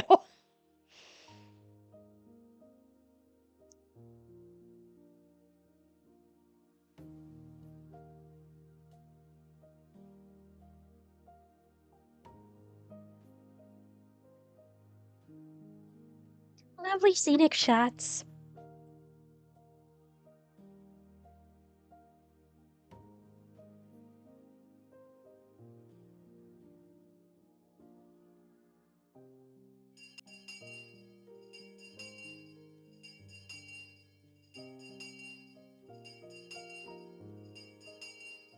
The last class of the day was finally over, meaning that it was time for club activities. I was sure it would be fun. I couldn't wait. Then Mi-chan received a call and told us something had come up and she had to go, so we didn't have a club meeting today. I was really looking forward to it. There was nothing I could do. But I could at least chat with Keiichi-kun on the way home. It'll be fun. Right, he has the sprite. Keiichi-kun sometimes says mean things, but he's very funny. When I chat with him, my depression goes away. Wait, what did I just say? Am I depressed? Yeah? Yeah, I think you are a little bit. I have so much fun every day, and I'm as happy as I can be. What did I have to be depressed about? Oh, honey, a lot, actually. That is one of the common misconceptions about. It's like, but you have so much. What do you have to be upset about? You don't know other people's circumstances.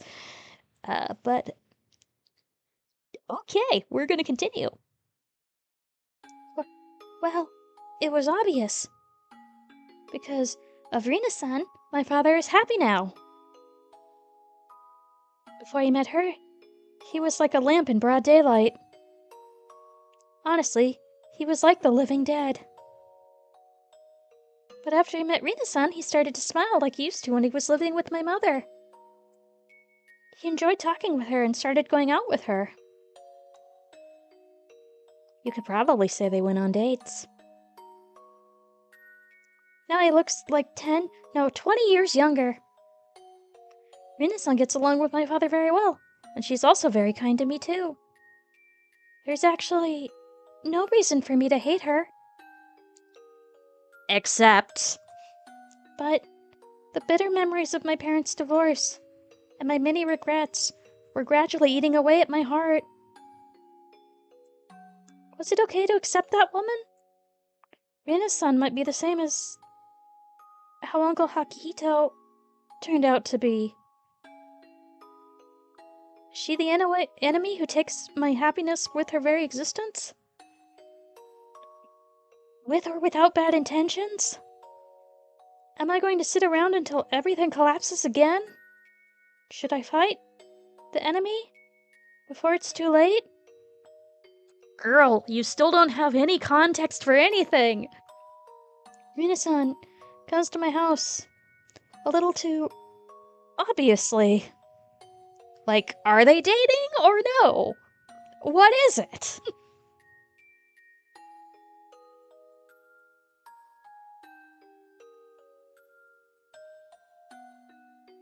Hold on, the ad break's about to end in like 3 seconds. Okay, we're back.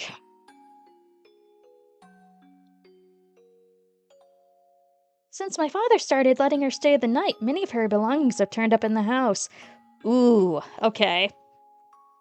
My father and I don't smoke, but there's an ashtray in the living room. The futon in our guest room is hers now. In the bathroom, there's a toothbrush. And shampoo I'd never choose to buy. I started to feel awkward about these things. Yeah, understandable. And that's when I started to notice at the front door when I came home from school. Her perfume. I asked my father once if he was thinking about getting married to Rina-san. He looked a little embarrassed, perplexed, and confused, and he told me, not yet. He knew I was hurt by the divorce. That's probably why he couldn't admit that he wanted to remarry. Or he doesn't want to remarry? That's why he said, not yet. He'd considered it, but not while I was living with him. Which, I mean, that's fair. That's what he meant, I guess. There's only one reason why I don't want him to get remarried to Rina-san. I feel offended that my sanctum, my family, is being invaded. This entire family just needs to talk it out. I might be being selfish, though. I know keeping my father all to myself means keeping him miserable like he was before he met Rina-san. He has a life to live, too. It's his right to heal from the pain of the divorce and to live and to find his new love, which, yes. He wouldn't have to go through all that painful life if I'd prevented the divorce from happening in the first place. Girl, like you could do that! You were a child! He was right to be happy, and the new life lets him forget about the pain he never deserved. And I didn't have any right to stop him, which, again, you're being a little too black and white with your parents here, girl. In fact, I have an obligation to try to return his happiness to him. I have to pay for my sin. My inability to prevent his divorce. No! No! Then what should I do to make us both happy? It wouldn't be that difficult. All I need to do would be to give my silent approval of their relationship. This is only gonna go well. My father tells me he won't get remarried while we live together. That means I should stop leaning on my family,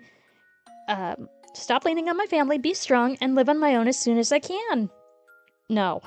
Although, that doesn't mean I can tell him to go out with her until that day. He can't go out with her until that day.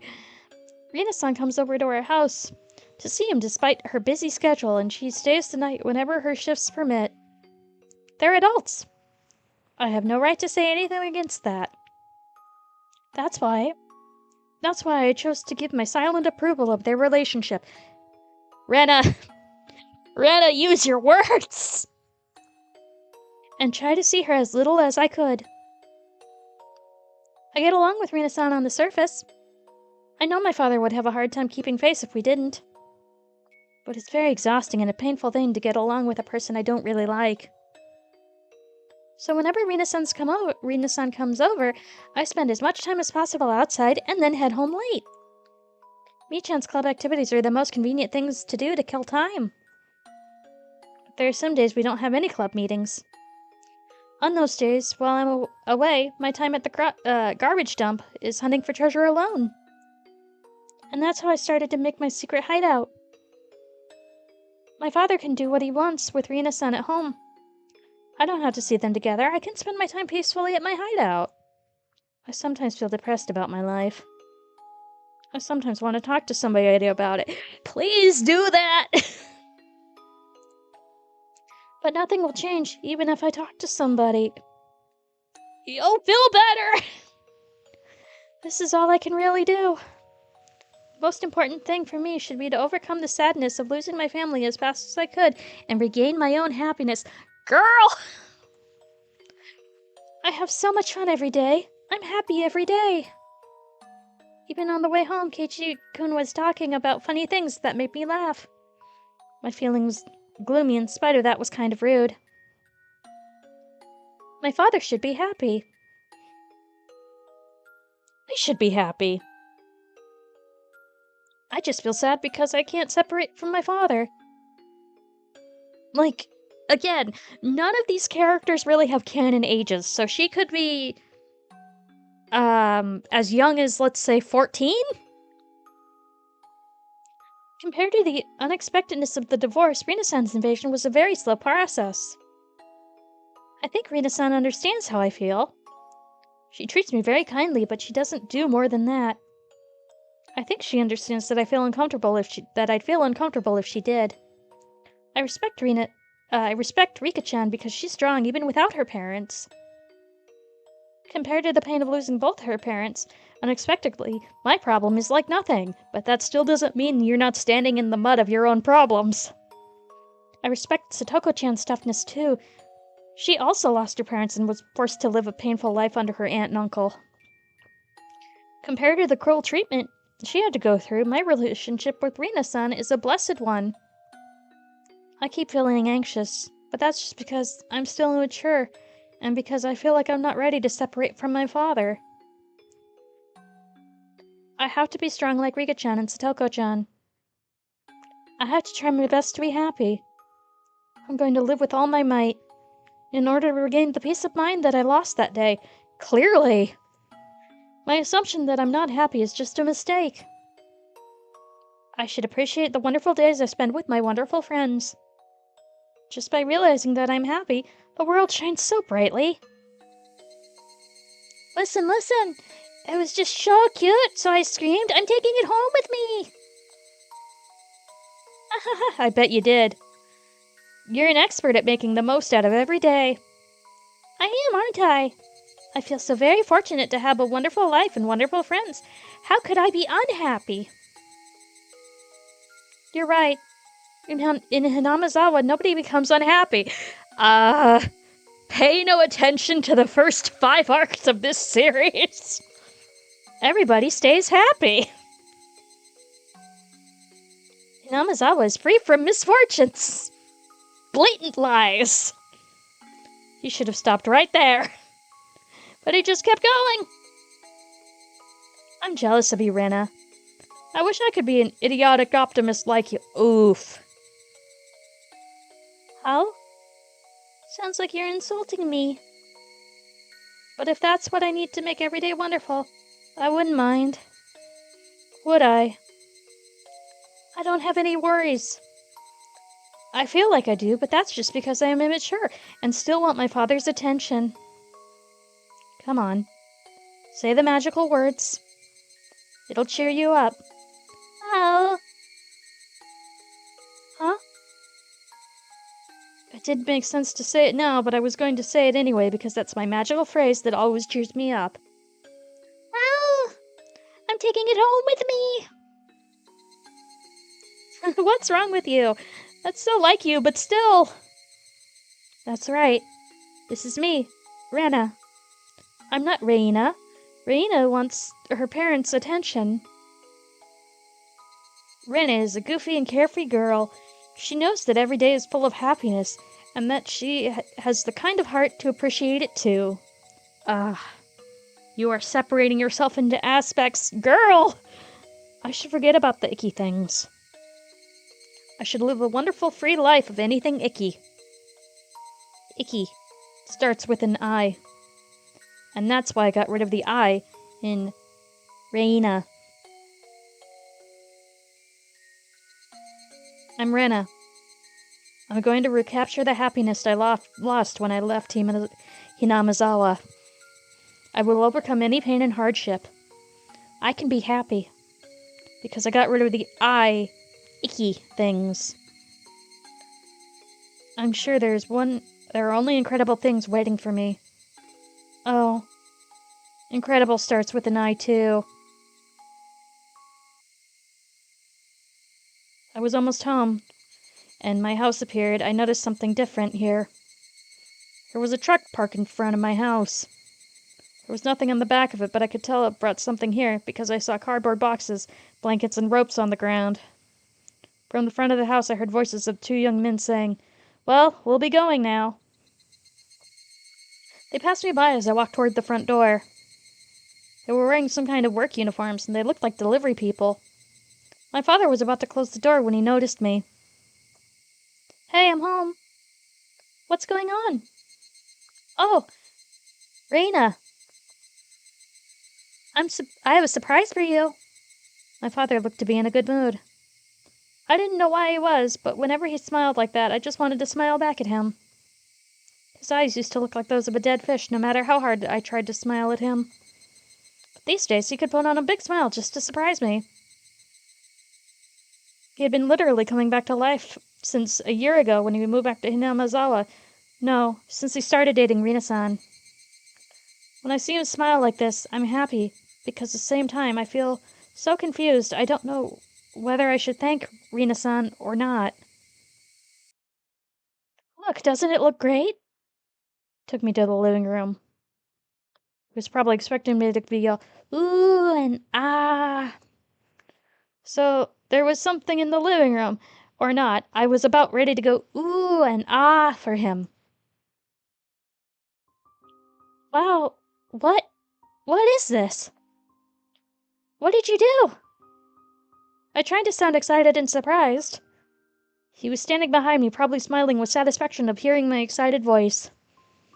I, on the other hand, was desperately trying to understand what was going on. For a moment, I thought I was in somebody else's house. You see, the living room had been completely redecorated. The furniture was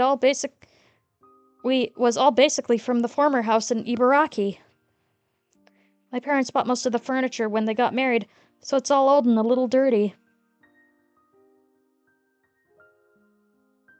Some of it still had crayon scribbles from when I drew them when I was very little. But all of that was gone. Everything in the living room had turned into a pastel color, looking very sophisticated, like the rooms you'd see in a soap opera. The new carpet looked very tropical. The new curtains matched with the carpet. The new sofa looked very expensive. The living room in general looked like a resort hotel.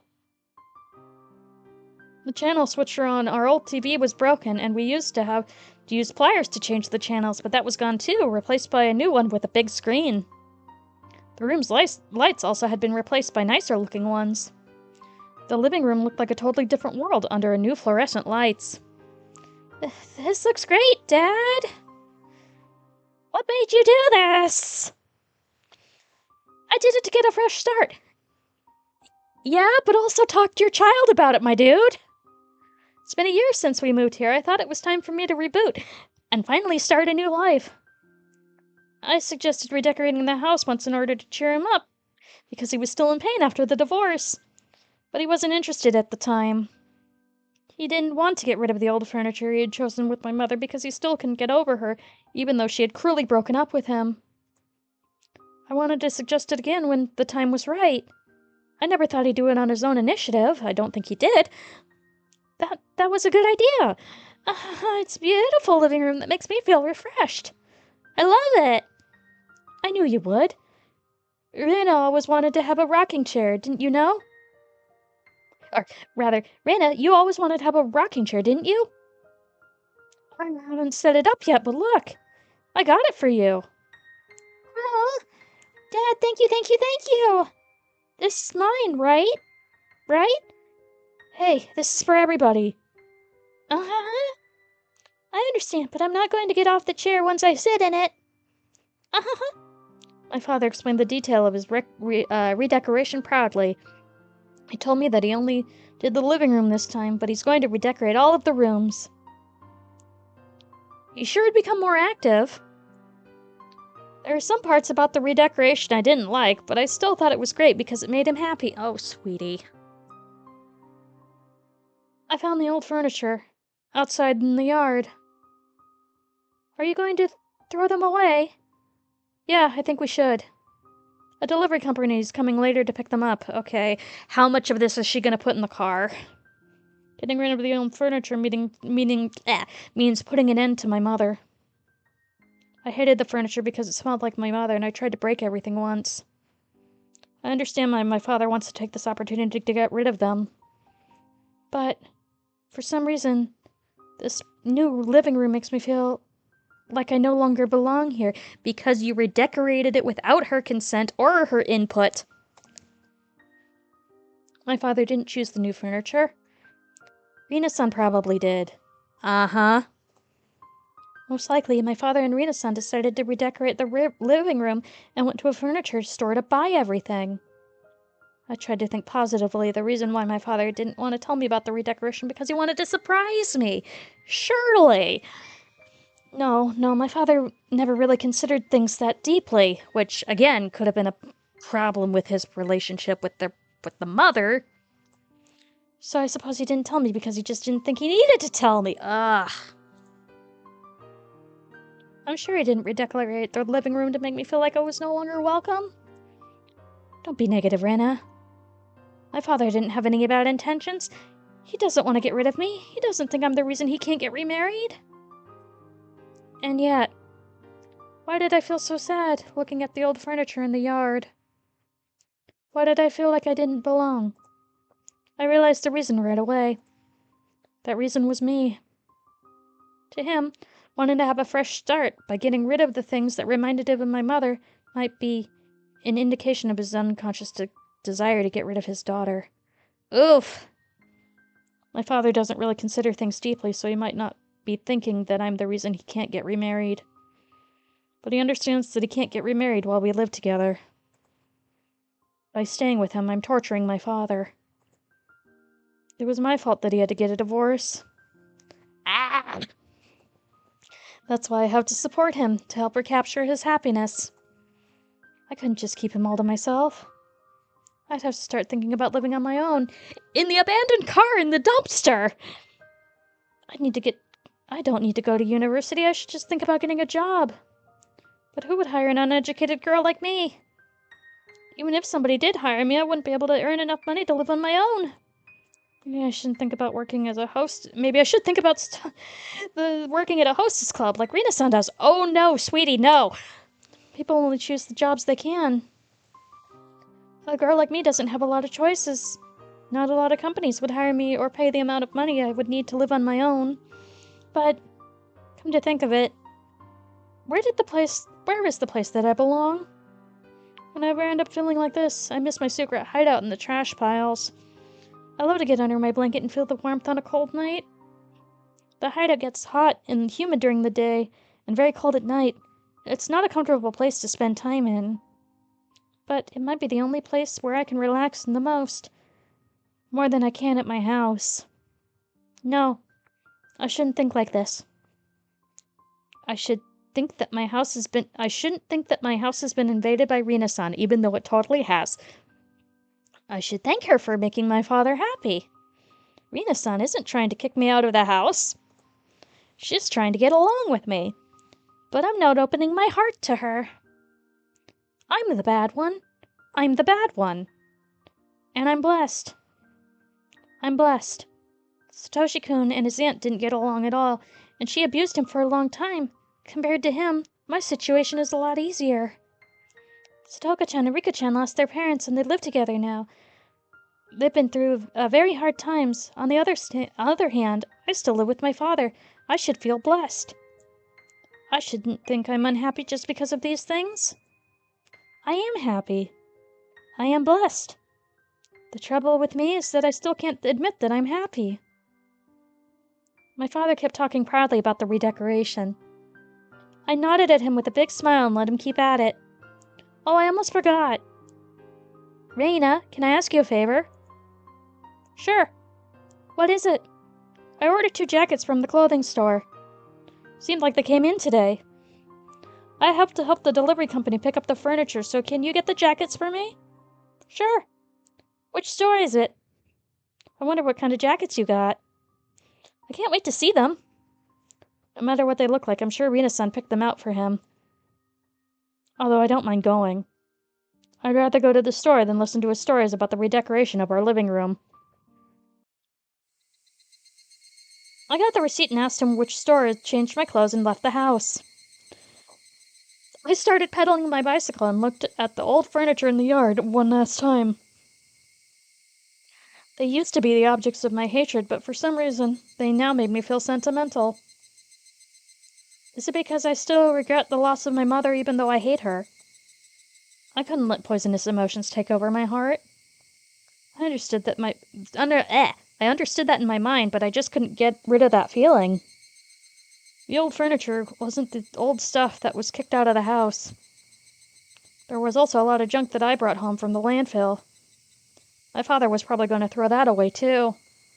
He doesn't like the junk that I collect. I'll probably let the delivery company take it along with the old furniture. Just like an animal that rubs its scent on its home in order to feel secure. I collected all the junk in order to make sure that I could stay there. No, that's not it. I wanted to bring them to my house because they were abandoned by their former owners. And they needed a place to live.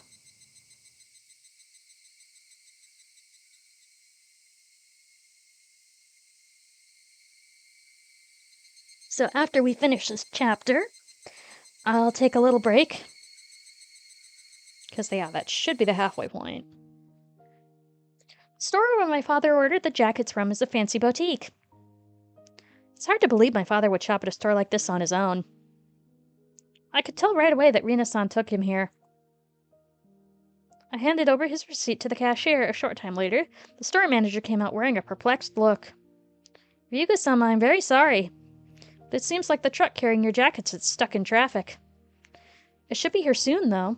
He said that the delivery driver called him a while ago and just got off the highway, and he would be here in about an hour. I didn't need to know all the details, but he explained them to me anyway. I asked him if I should come back tomorrow. I'm gonna take a sip.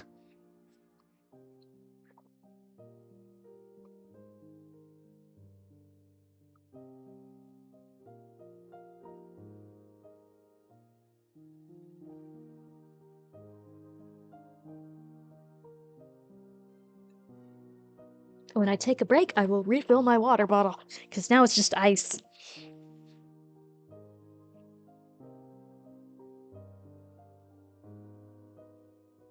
He insisted that I should wait because the truck would be coming shortly, and he urged me to take a seat on their sofa.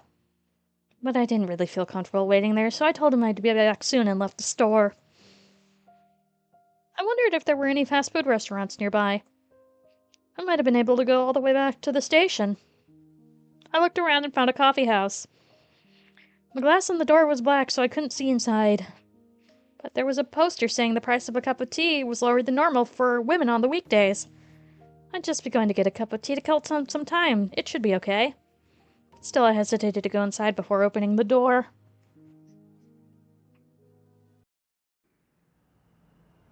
Her first impression of the coffee house was the smell of cigarettes. It's normal for coffee houses to be filled with cigarette smoke. It's like a requirement. But Rana still regretted her decision. While she was thinking about leaving, the proprietor spoke to her briskly, showing her to a table. Rana gave up gave up the idea of leaving and sat down. The atmosphere in the shop was far from a clean, normal coffee house where you would go to simply enjoy coffee and cigarettes. It was more like a place where vulgar people would hang out. Okay. Rana didn't feel comfortable here at all, but what bothered him most was the laughter of the man and the woman sitting together at the very back of the shop. Her table was behind a planter, so depending on how one looked at it, one could say she was in a spot most protected from their laughter. But Rana looked through as though she wanted to leave as soon as she finished her tea. The bell hanging from the entrance rang, letting her know the customer just came in. It was a little surprising to her that the coffee shop like this could draw so many customers. Rana peeked at the newcomers from behind the planter. There were two of them. They looked like vulgar men, the kind of people you didn't want to get involved with the instant you saw them. The proprietor showed them to the table, but they ignored him and walked towards the back. They walked up to the couple who had been laughing loudly and greeted them with a bow. "Hey, you finally made it. Sit down." The couple stopped laughing, and the man told the newcomers to sit down in a threatening tone of voice. As instructed, the two of them took a seat. "So, what happened?" "We're very sorry. We tried to—" Cut it, dipshit. Just hand it over." The two of them looked at each other before they took the envelope out of their pockets and put it on the table. The man roughly grabbed the two envelopes and tore them open. Inside there were many wrinkled 10,000 yen bills bound in a bundle with a rubber band. He opened the other end to make sure it also had cash in it and threw it to the woman. "Count 'em." "Hey, don't order me around. This was originally my money, you know." "Shut up. Just count 'em." The man yelled at the woman. She licked her thumb and looked annoyed and started counting the cash expertly. The two newcomers hung their heads while she counted. Lighting a cigarette, the man waited for her to finish counting. "Good, it's all here," the woman said as she flicked through the last of the bills. The newcomers looked relieved. The man, however, didn't look satisfied as he stared at the bundle of bills the woman was holding. "Ritsuko, how much is in there?" "What? I told you, it's all here." "I'm asking you, how much is that?" "I told you, all the money I lent them." "No, idiot. I'm asking you if they paid you the interest." The man and Ritsuko yelled at each other. Even though they were making all the noise, the customers acted like they didn't hear anything. "Hey, boys, there's only 2 mil in here. What's going on?" Two of them were trying to find some excuse to make. It seemed like this behavior touched the man's nerves as he started looking furious. "The fuck is this? I asked you what's going on. You better start talking." His angry voice echoed through the shop. He hit the table hard and dropped the glass on the floor. The noise thickened the tension in the atmosphere. "We're very sorry." "Being sorry doesn't give her the interest, does it? Don't mind calling the police to solve our problem, you know." "Please don't." The two newcomers must have been in an extremely vulnerable position. They bowed so deeply that their foreheads almost touched the table. "I called you here because I thought you wouldn't want me to involve the police. But then you act like you don't care, We're sorry. We're very sorry." While you could pity them, the newcomers looked as vulgar as the man threatening them, making it hard to decide whether you should feel sorry for them or not. After a while, Ritsuko opened up her mouth as if to offer them help. "Tet-chan, don't be so mean to them." Uh-huh. So, we'll get to this after the ad break."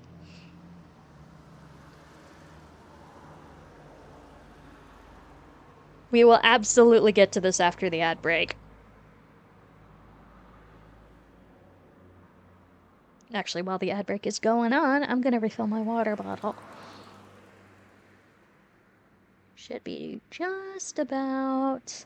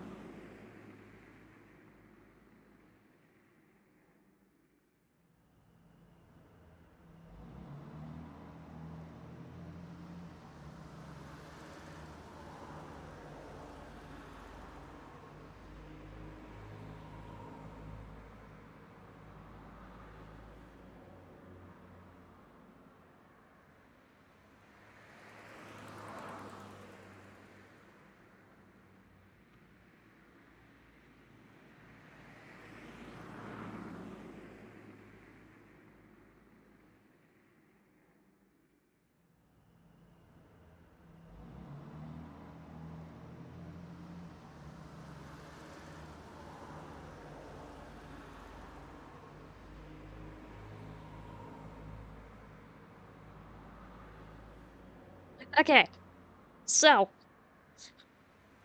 if you weren't here for the first part, that's Rena's sprite, and who she's referring to is, Satoko's uncle. So, they're in some interesting business. I'm sorry, my guy gets mad easy when there's money involved. Mm-hmm. Ah, yeah, look at him! Look at him in his dumb shirt! You don't have to add the money part. I'm getting ticked because they're bitching about you. Geez, saying those stupid things won't get you anything. The man pulled Ritsuko roughly into his arms and frantically kissed her lips without caring about the other customers. Will do. Hi, Belle! Good to see you! Now we sip from the now refreshed water bottle. Hey, Belle! I'm waving even though you can't see me. I always do that.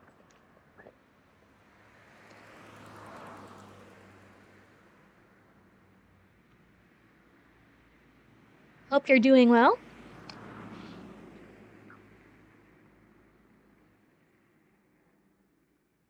So yes, smooching without caring about the other customers. Good, good. I'm glad to hear that. Their kiss wasn't like the lovely ones that normal couples would share. It looked obscene instead.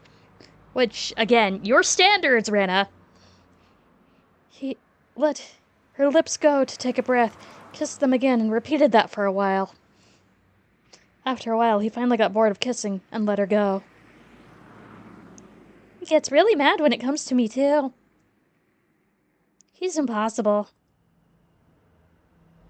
So what? A woman's like a part of my body. Putting dirt on her means putting dirt on me. Whoever tries to do that is in for a bloodbath. Do you remember the guys with the comb over? I forgot what you did to that guy after you took him outside. Dwahahaha. I remember him. He challenged me, wanted to take it outside. He said he did karate, so I got a little excited to see what he had in him, and I punched him in the stomach, but then he just keeled over under the ground. I was disappointed, so I took off his pants and underwear and made him clean the public toilets with them. Oof. See, I'm helping society.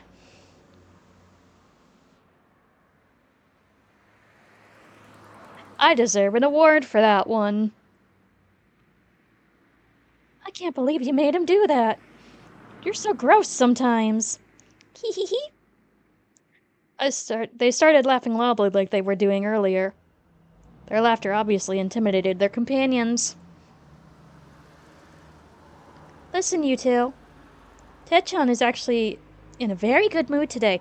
So, yeah, if you remember from, the other arc, how Satoko's uncle would disappear with his mistress in Okonomiya.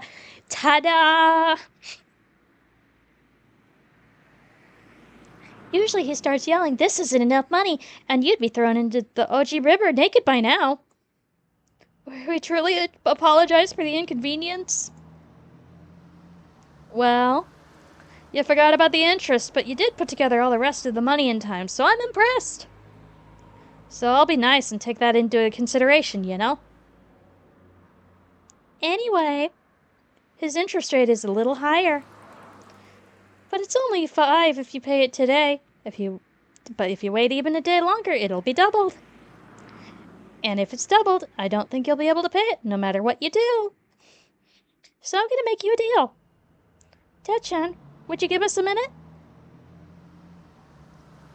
Sure, I guess it's okay. The man left the table with a grin and headed for the bathroom. He was far too amiable to that request, as if they'd planned for him to leave the table at that moment. Like it's a grift! Ritsuko made sure he was in the bathroom, then took some papers out of her bag and spread them on the table. You're young. You don't want to ruin your life because of an outlaw like him, do you? I recommend you pay all the interest today. If you do, you can cut your ties with him. We understand that, but we can't get 500,000 yen just like that. I understand. I bet you tried really hard to collect that 2 million yen. I understand there's no one who would help you out with another 500,000.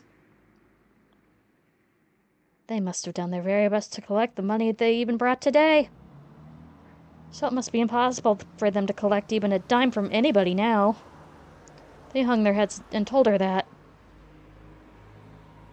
However, take a look. I made this for you. Oh.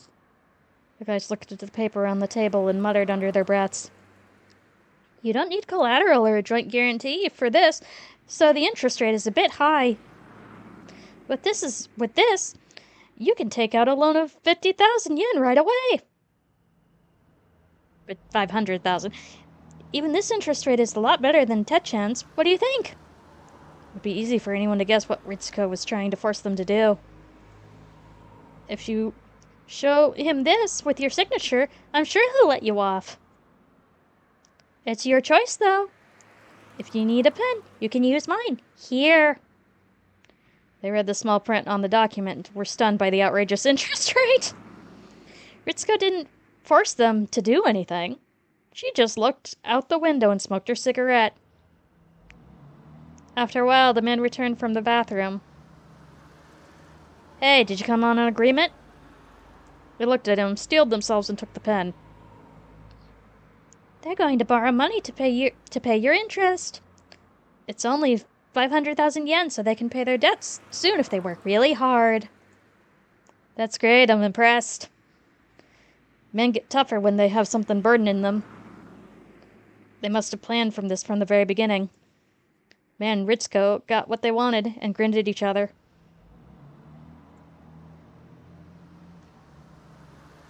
There were many things to fill out on the documents, and it was taking them a long time. The man and Ritsuko, already knowing that, started talking amongst themselves. Ritsuko, how's your husband in Hinamizawa doing? What? He's not my husband. What's going on with him? I heard he has lots of money.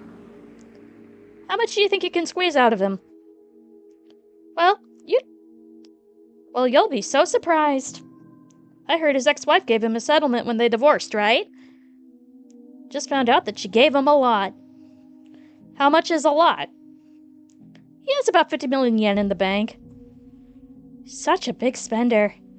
Wow, that's real big. So how much do you think you can squeeze out of him? He has a big crush on me. He buys me anything I want. Anything. Did he spend any of that on his daughter? He's not cheap like you. I might get serious about him. I don't think so. Your body won't be satisfied with anybody but me. Stop it, not here. So what's the plan? Thinking about telling him I need some money to get rid of my ex-boyfriend. How much are you gonna ask him for? Hi, kitty kitty. She whispers into his ear. Ha ha ha ha. You're a scary woman. Hi, kitty kitty. Are you gonna settle?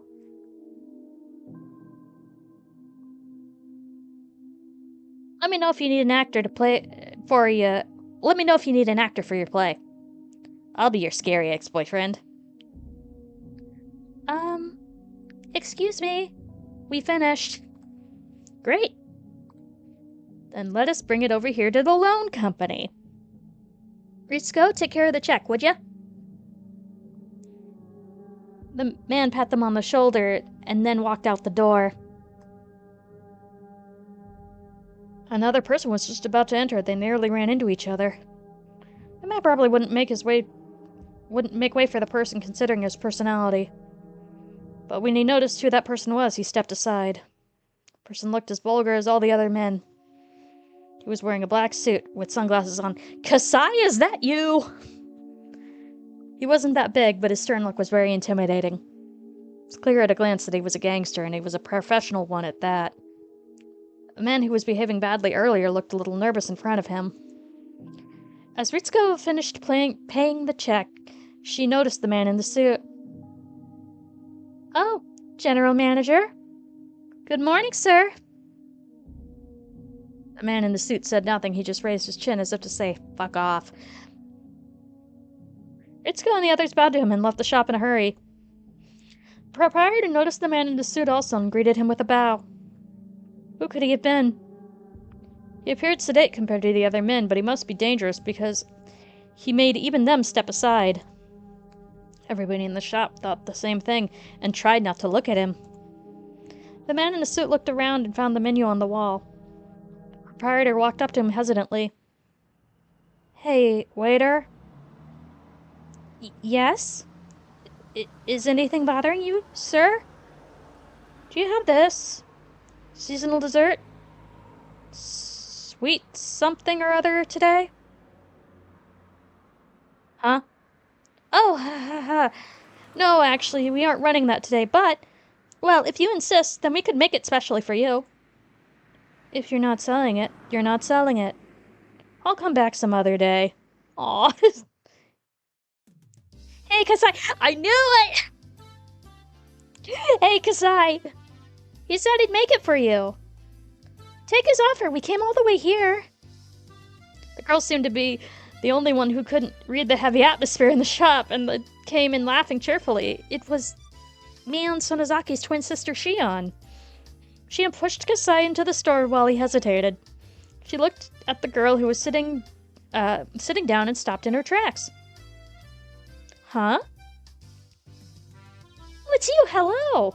Rana-san, how are you doing?" "Oh, Shi-chan! I'm surprised to see you here." "Huh? Are you here by yourself? You waiting for someone? Is it my sis? Or maybe, could it be Kei-chan?" Shi-chan, who is this?" Are you talking about Kasai here?" "He's like my bodyguard. He'll protect me when my life is in danger, won't you?" "I'll give my life for your sake, if that's what you want me to do." "Wow. Kasai, if you were 20 years younger, I might have fallen for you." "He looks scary, but he's a very funny guy." "This is Rana Ryuga-san. She's Sis's friend." "My name is Kasai. Nice to meet you." Kasai-san? Do you know the people who just walked past you?" Kasai nodded, indicating that he was familiar with them. "Who are they? I've never seen them before."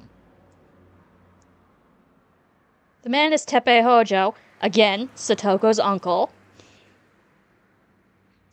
A skunk of a human being."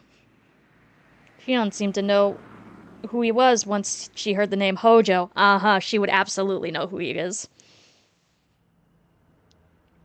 "And the woman?"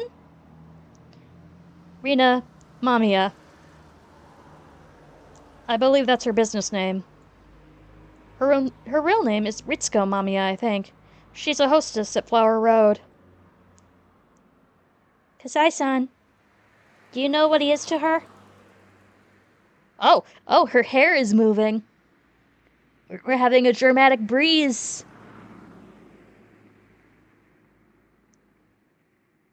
"They looked like a couple to me."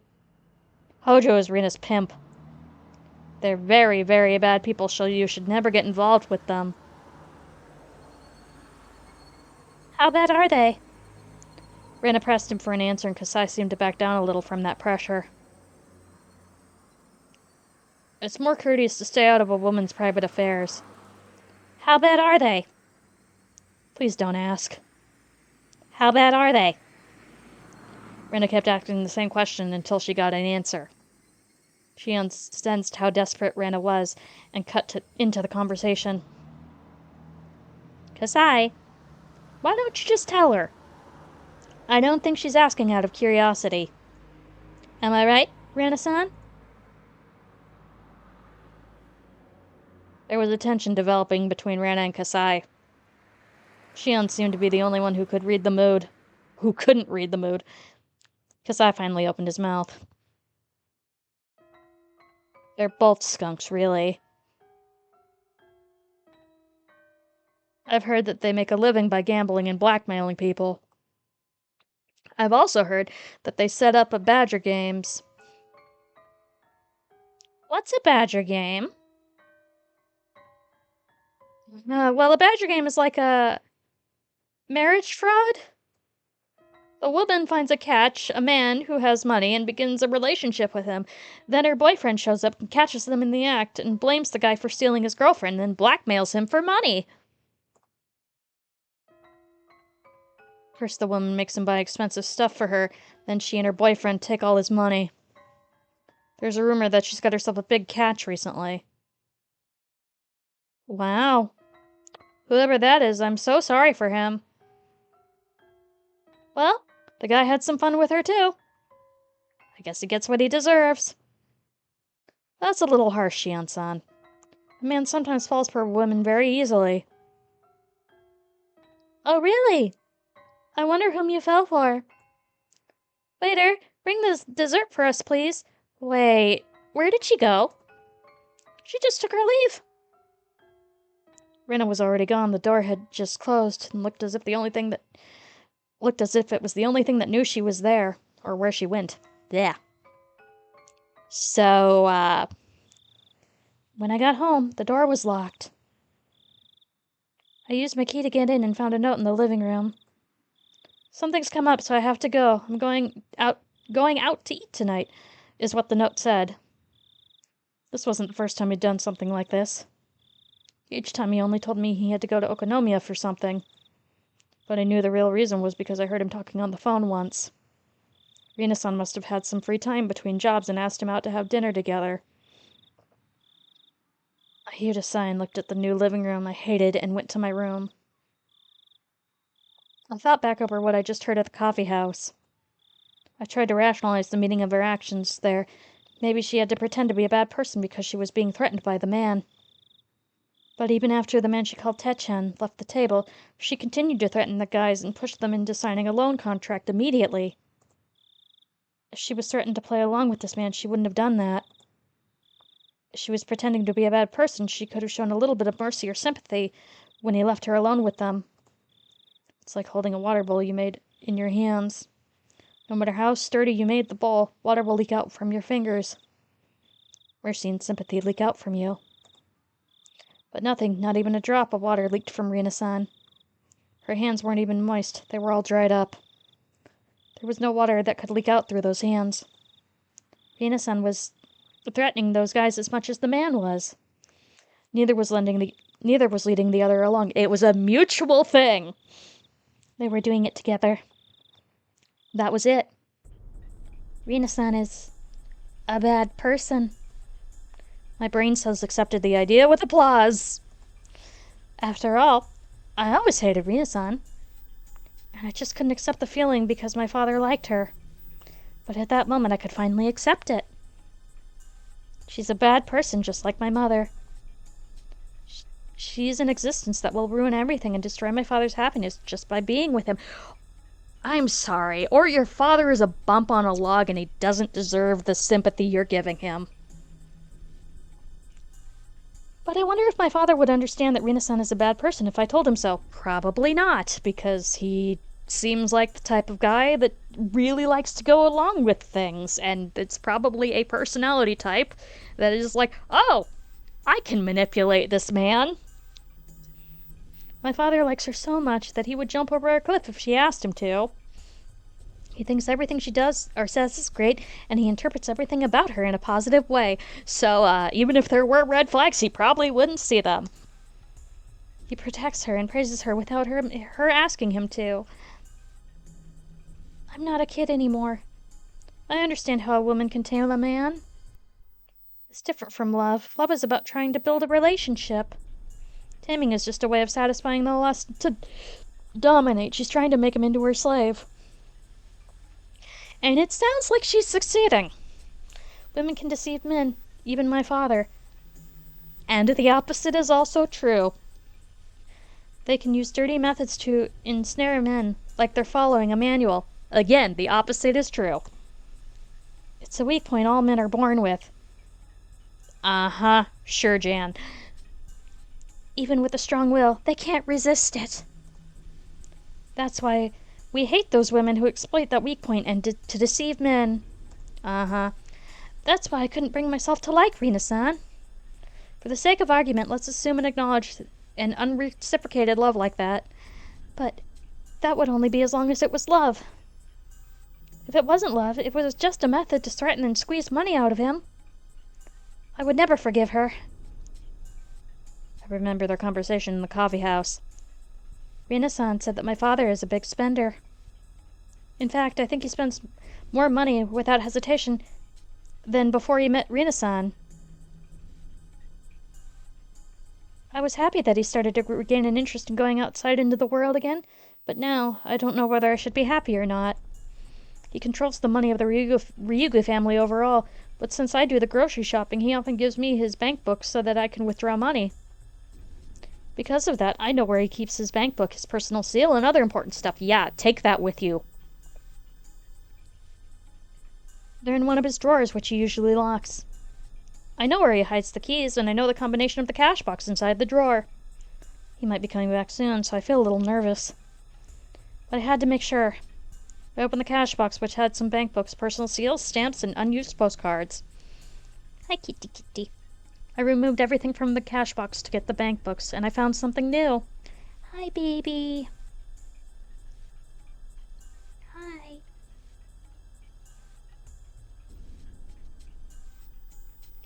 On the bottom of the box, there was a bundle of new 10,000 yen bills. Sickness wasn't something I could ignore. There was also a paper wrapped in what looked like it had been bundling the bills. The wrapper had a stamp that looked like a bundle of 1,000,000 yen. He usually kept some cash at home because it was troublesome to go to the bank every time he needed money. But that was usually around 1,000 to 200,000 yen at most. He's never kept such a big amount of money at home before because he knows it's unsafe. The extraordinary amount of 10,000 yen bills was abnormally intimidating, which is fair. I tried to open the bank book, but my finger got numb all of a sudden. Part of me was trying to deny the things I heard at the coffee house. It wasn't because I wanted to defend my father or even Rina-san. It was because I didn't want to believe my father was the husband in Hinamizawa the blackmailers were talking about. I opened the bank book. The last time I saw it was about 2 or 3 months ago. It showed countless withdrawals since that day. Probably wouldn't normally understand what those numbers meant. But I felt in that moment as the 10 different digits were speaking to me. They were a series of cruel digits.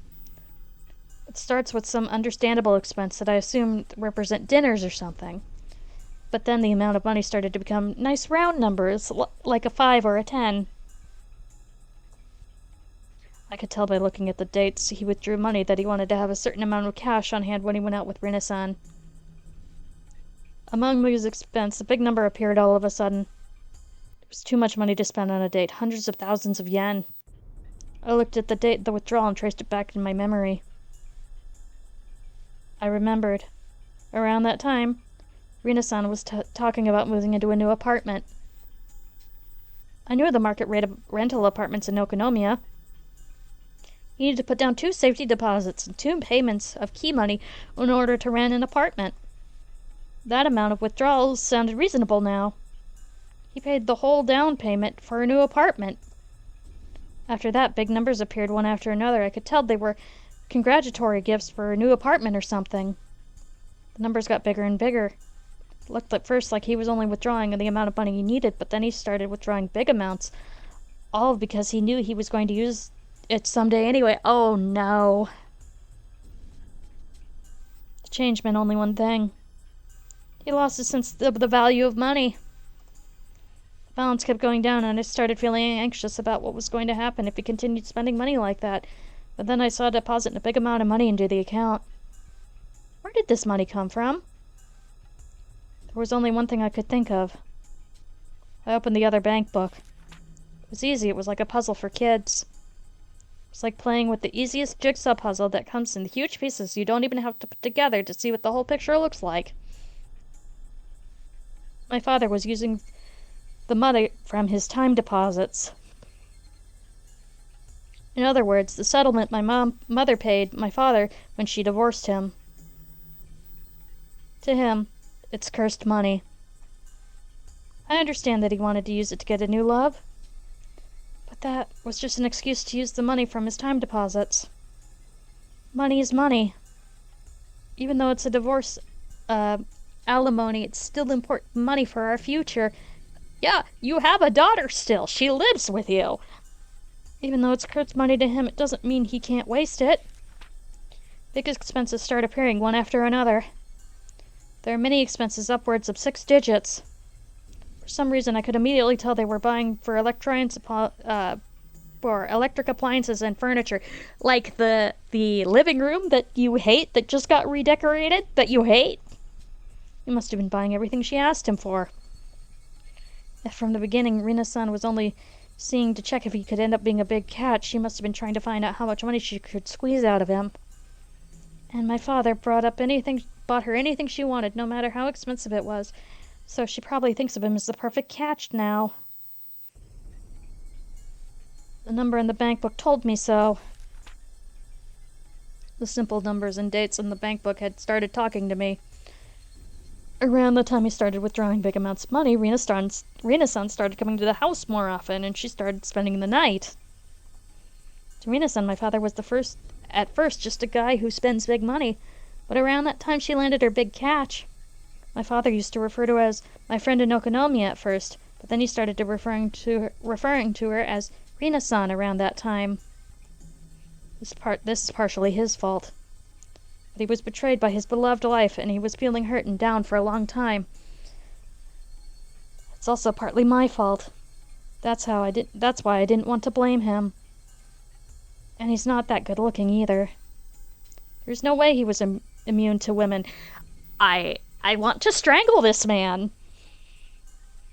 He must have not been able to resist an attractive lady who aggressively approached him when he was feeling down.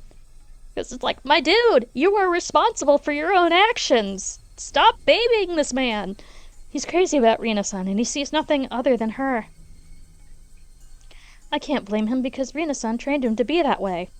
I think he was always that way. Put the bank books and other things back into the cash box. This cash box is just like my father's heart. Rina-san is eating up the contents. What should I do? Think, Ryugu. Should I tell him about Rina-san's scheme? No, that probably wouldn't do anything. The whole point of taming an animal is that it won't run away from its owner even when the door is wide open. Like Hazel, who is a good girl and stays away from the door because she's an indoor cat. My father probably won't leave his cage even if I open the door. Should I confront Rina-san about her plot when he's with her? I'm gonna dismiss the ads. Dismiss. The results would be the same. Rina-san would run behind his back. He'd probably try to protect her. If she pressed her breast against his back, he'd protect her no matter what. I couldn't make this a problem between me and him. First of all, I was trying to get rid of Rina for his sake. If we got mad at each other, it would give the advantage to Rina-san. It would be like putting myself into her trap. Then that meant I couldn't make him do anything. If I couldn't make him break up with Rina-san, I'd have to talk to Rina-san directly. So instead of making my father fight, I'd have to fight in his place.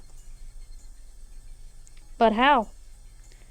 That guy, Kasai, who was with Shi-chan today, seemed to know the man Rina-san was with. I wondered if I could somehow meet him again. He looked scary, but I was introduced to him as a friend of Mi-chan. Mi-chan has a lot of power around here. There's no way he would treat me badly. I wondered if we could tell Rina-san and the man to back off from my father. That helped me a lot. But I didn't know how to meet him again. I could ask Mi-chan for help, but I didn't want her to know about my situation. This is the problem of the Ryugu family. This is nobody's business but mine. Yeah, this is the battle I just have to fight alone. I regretted my parents' divorce. I wept about the tragedy I could have prevented if I had tried. I wasn't going to weep this time. I wasn't going to let this chance slip away. This time, I would fight for my happiness.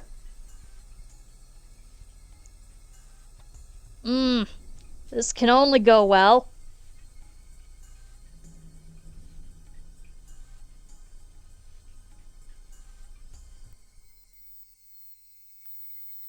Property estimate. Alright, let's get through this tip.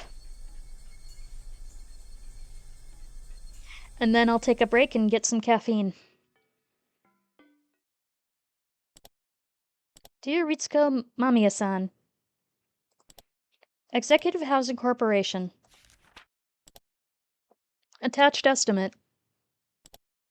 We thank you for your past visits and inquiries of our office. We've included the estimate for the property you inquired about. Basic information. Property name, Palace of Versailles, room 707. Property code, 14M11421. Property type, modern condominium. Layout, 2LDK, address, Shishibone City, Gonwacho, 2nd Chome. Transportation, line, station, 5 minutes on foot. Cost, 49. Wow.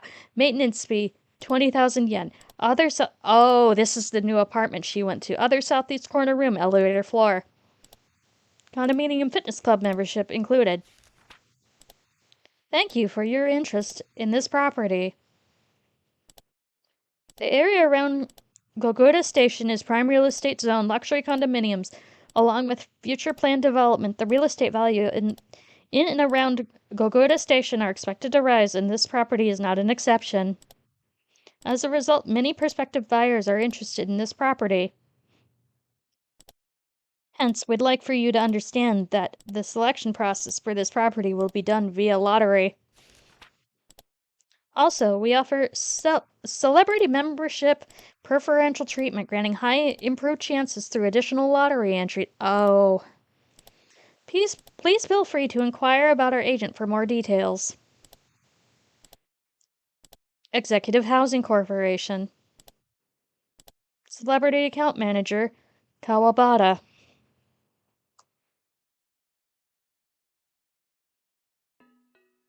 Yeah, okay. So, that would explain where some of the money went. So we're gonna save. As this is the end of chapter 4. And I think what I'll do is I'll exit out of the game for a minute.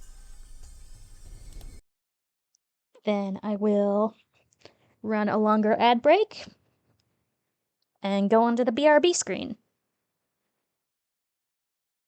And I'll take about 15 minutes to have some coffee. But first I gotta do this.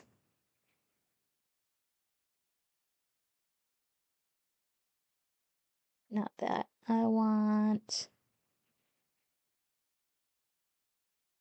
Where is the other one, though?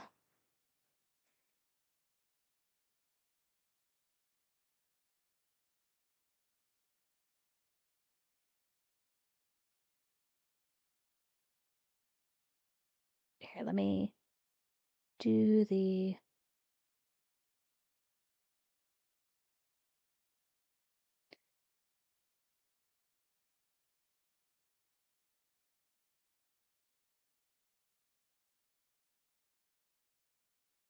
Quick, let me go down.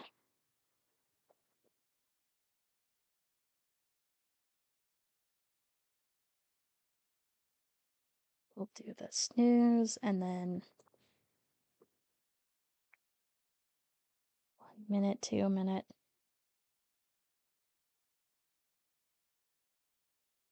I'll do a 3-minute ad break.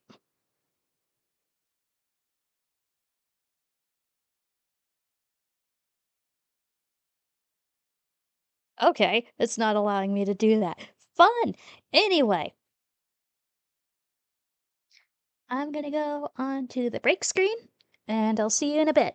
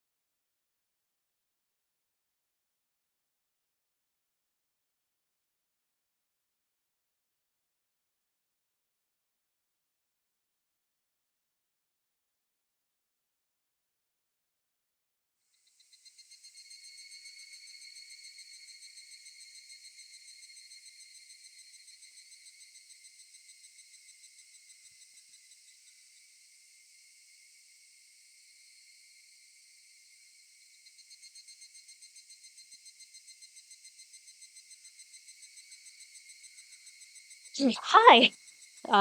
Back from break, almost slid my laptop right off of the thing, but didn't happen. It's fine. Let us pick up back where we left off. Hello, Zerk. I'm glad you made it.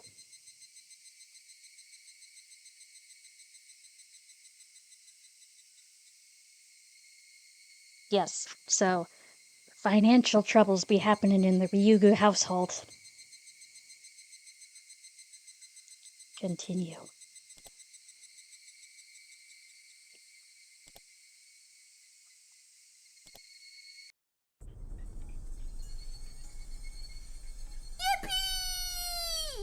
Hi, Tenchi!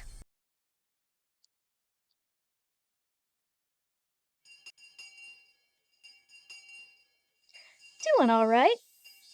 Oh, were you one of the lovely people that Cyrus dropped an absolute love bomb of a subscription earlier in stream?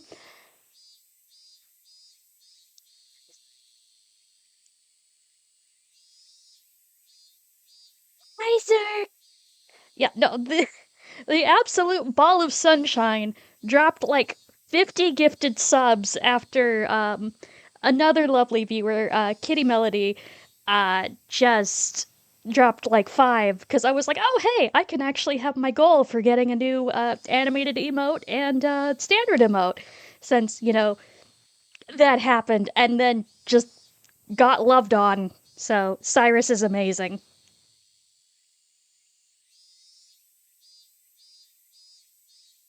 Oh, you're talking about Kasai-san. He's Shion's watchdog. Her watchdog, really? Yeah, he is. Shion tends to do crazy things. Yeah, I know, right? Not you, but this Kasai is a cool mafia watchdog of Mion's twin sister. But yeah, no, I read that and I was like, Tenchi.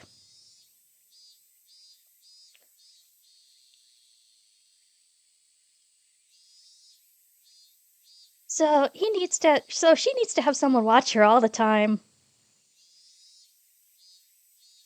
I think you're as crazy as Shion. Keichin Kun cut into the conversation. They ended up making a lot of noise, teasing each other like they always do. Mion made it sound like that man Kasai is some sort of territory boss in Okonomiya, which I mean, he probably is a little bit. Yes, give Cyrus all the love because he absolutely did not need to do that, but I'm glad that he did because that was see, it works for you. Thank you, Zerg. I don't know why it doesn't work for Soul. I'm glad to know that it works for you. Yeah, yeah, no, uh that would fit.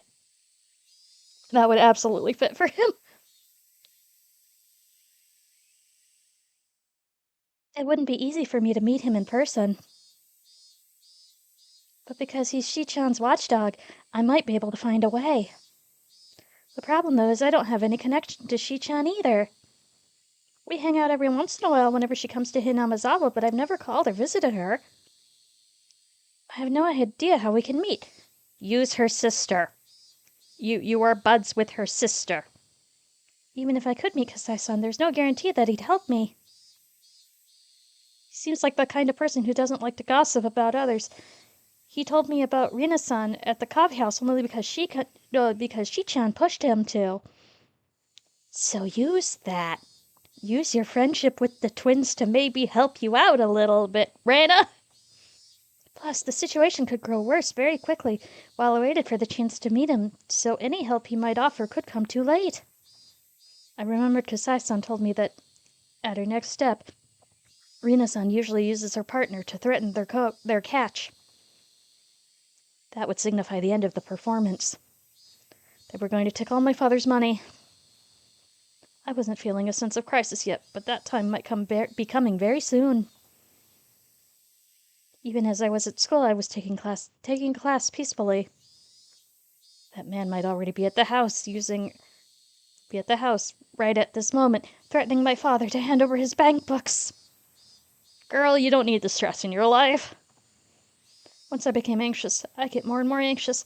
I could feel a big pressure on my chest as if the ceiling had collapsed on me. Girl! Man, I'm so bored. My life's too peaceful. Keiichi! Not reading the room! Keiichi-kun talks to me, yawning. Is that so bad? I'd love to have a peaceful life that bored me. I don't. I wish some kind of big event would happen, like aliens coming to attack us or something. I'm not saying that I'd like to have something like that every week, but at least at the end of every month or so. Oh my guy. You are about to get that in the worst possible way. Oh, and that doesn't include our monthly tests.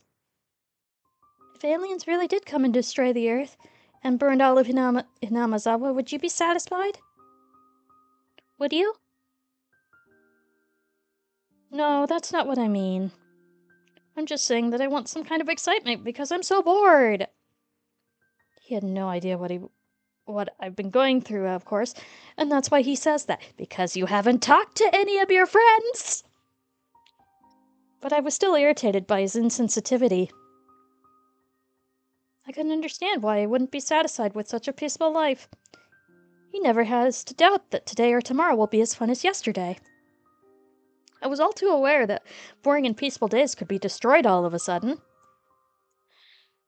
I knew that boring and peaceful days could come to an end all of a sudden because your mom wanted to divorce your dad, and she's not bitter about this at all, clearly. I knew that you could feel like you didn't belong anywhere in your own house because your dad had gotten a new girlfriend. Again, totally not projecting here. Even so, you had to repeat the same kind of day over and over again. That's why I wanted to live every day happily in order to be prepared for when the world comes to its end. I'm jealous of you, you know? You look so happy all the time. I wish I had that kind of skill. You're jealous of me, huh?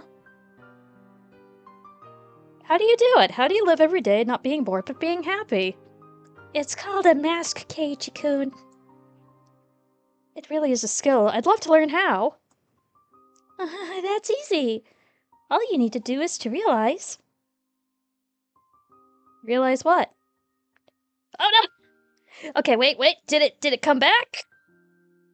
Did it drop or what? What? Because it looks fine. It is green.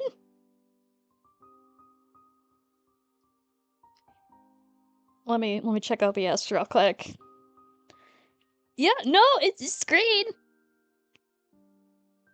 I'm confused, but that's okay. As long as Higurashi didn't kill the Ginternet for like the 5th time. There's no way he could realize it. And it was probably better that he didn't, because that meant that he was truly happy.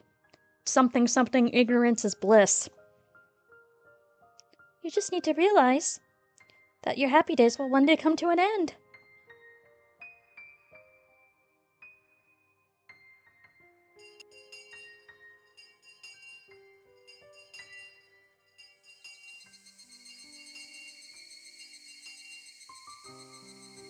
Three of us walked home from school like we always did. Michan said goodbye to us at the corner of the street where she took her separate way home. She walked away waving, but I chased after her. Michan!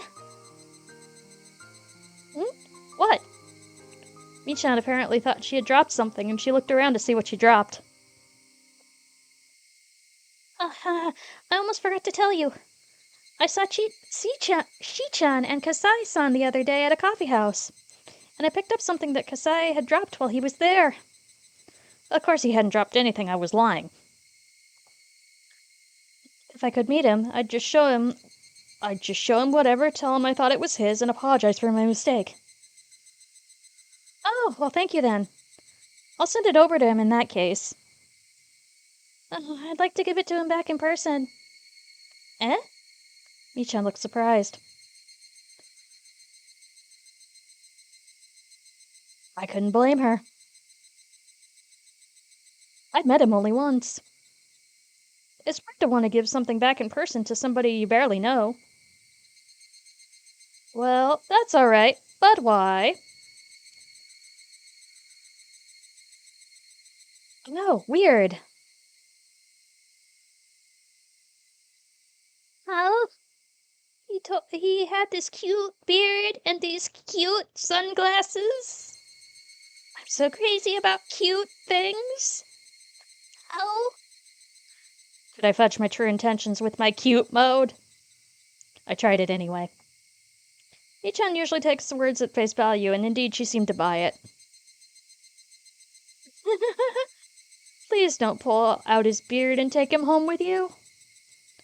So do you think I can meet him?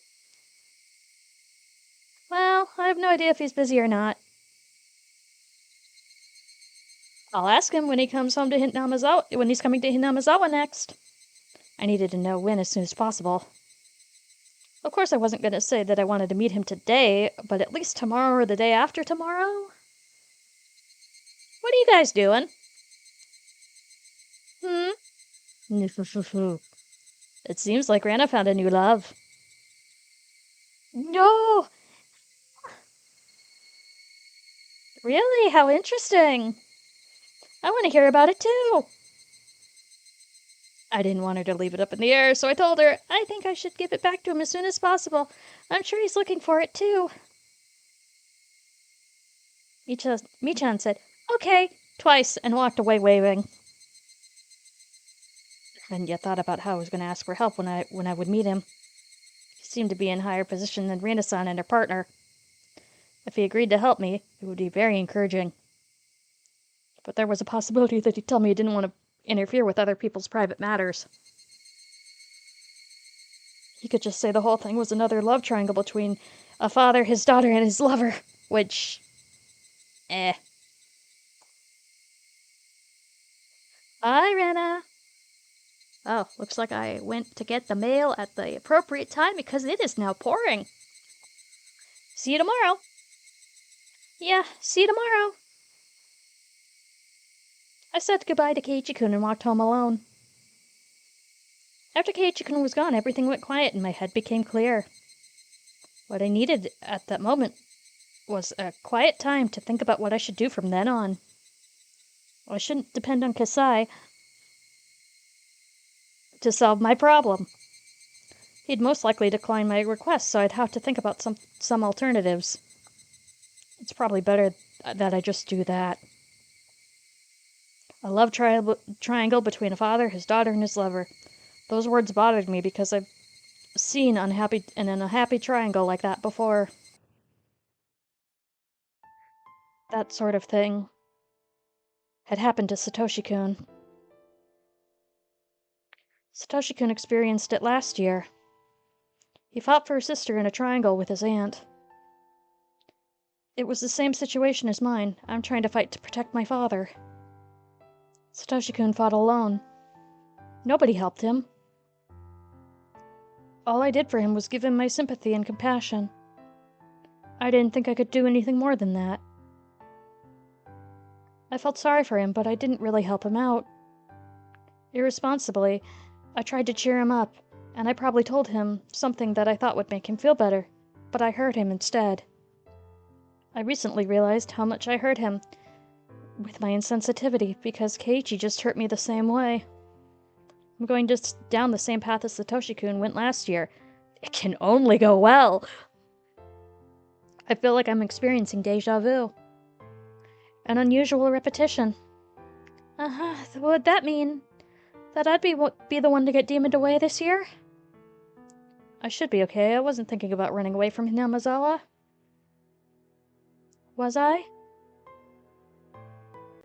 I wasn't thinking about running away from Hinamizawa, but I thought about running away from my home many times. That's why I made the place where I could escape at the garbage dump. That dump happened to be in Hinamizawa. But what if it wasn't? Running there would be the same as running away from Hinamizawa. I shouldn't think like that. Oyashiro-sama will get mad at me. Oyashiro-sama is really scary. I saw flickering lights in my head. Oh no, every time I tried to remember that time, my mind would stop working properly.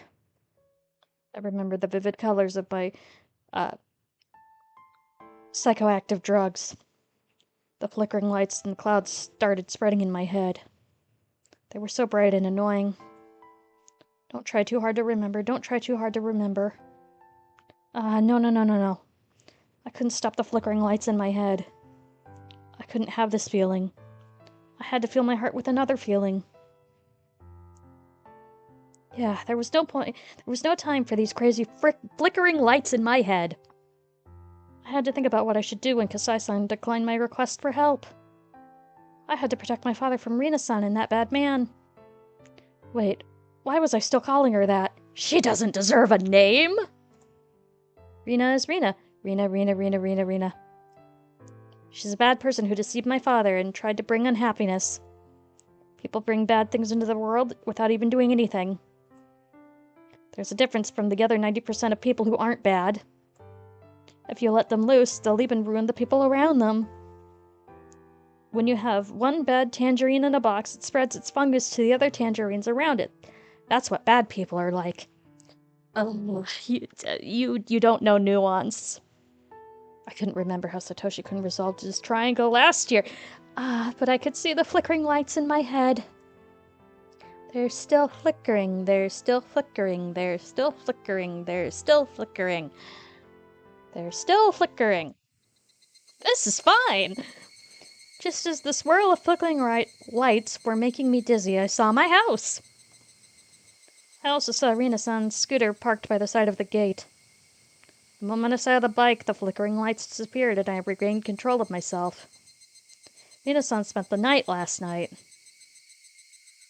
She told me she had to work today in the evening, so she would be leaving soon. But I didn't want to be around her even for a little while until she left. I said, "I'm home!" real loud and rushed into the house, pretending that my friends were waiting outside, and rushed out of my house. Rina-san stopped me. "Hey, Reina-chan, you're home." Hello." This was the first time I thought Rina-san's smile was ugly. It only stood to reason. I had realized her scheme. She was hiding behind the smile. "Your father and I went to Gogota for lunch today. There's a restaurant there that makes delicious Indian curry." My father poked his head out out from the living room, and he says, "I want to go there again next time we go. I really like that curry." I wondered if he meant with me next time or with me and her. Anyway, I hate it when Rina-san says your father. We bought some of the curry from the restaurant. Try it later. It's very good. Have you heard of the restaurant, Rina-chan? I did know the restaurant she was talking about. I saw it in the magazine. It's a new restaurant that just opened recently. I also remembered that it was an expensive restaurant. The amount of money they spent on the take-home curry alone must have been enough to cover the cost of all our dinners for several nights. Hopefully they're good with portion sizes. Since I was aware of what was in the bank books, it was hard for me to stay calm. I'm looking forward to it. Thank you so much, Rina-san. Reina-chan? Hi, Koki! Thank you for the resub! Yes, we must hug Koki, it is the law, because he is the sweetest Pikachu.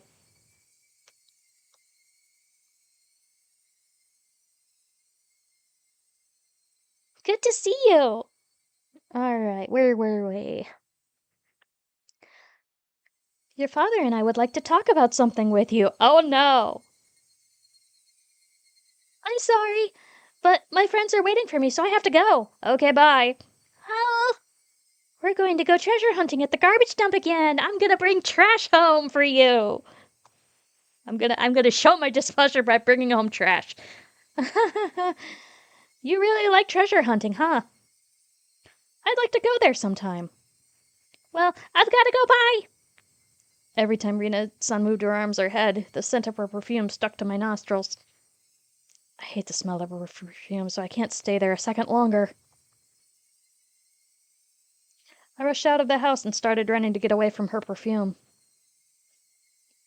The rubber band inside of me, the one called Rana, was stretched all the way to its limit.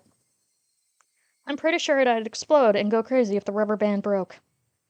I didn't want to feel like that inside my own house. My house was supposed to be the place where I could open my heart freely. I ran away. I ran away from there. I ran farther and farther away because I knew it was a place I no longer belonged. It's not that I had a destination in mind, I was just running away. I was running to escape the place where I did not to a place where I did belong. Didn't I decide to fight against that woman? Didn't I decide to fight against her, either by myself or with my father? Then once I saw her fake smile, a chill ran up my back. It's like I picked up a stone and found a carpet of bugs underneath it and put it back on the ground in a hurry. It's like I did not see that. I rushed out of the house as fast as I could. Did I want to fight or did I want to run away? Was I just choosing to spend the peaceful time at my hideout, believing that tomorrow would be the same as today? I couldn't do that. I didn't know when they'd spring their trap. Yippee! Hi, Kaito! Good to see you. I couldn't afford to waste any time. I knew that deep down. I knew that, but I just wanted to run away. I couldn't stop myself from running away. What? Hey, Kaito, thanks for the resub! Y'all are just... What? Hype train incoming. What? Again?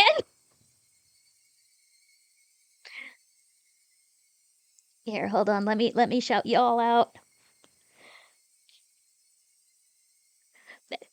Thank you, Zerk. And then we do Koki. I'm so glad that you finally got that shiny Bulbasaur Koki. That was a lot of eggs. What? What?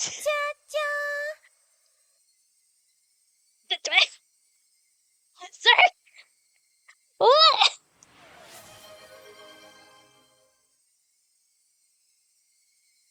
Y'all are being extremely kind today.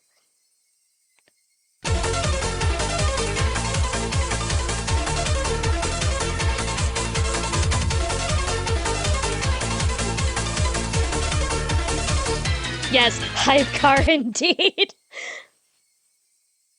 Oh my goodness, what?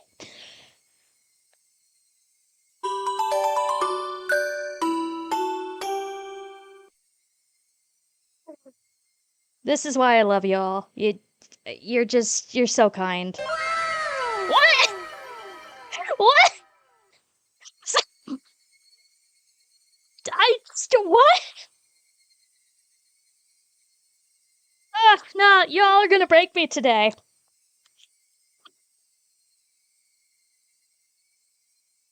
Right. Because this is the second level 2 hype train I've had this scream. Pardon my French, but what the actual fuck? What? Okay. What?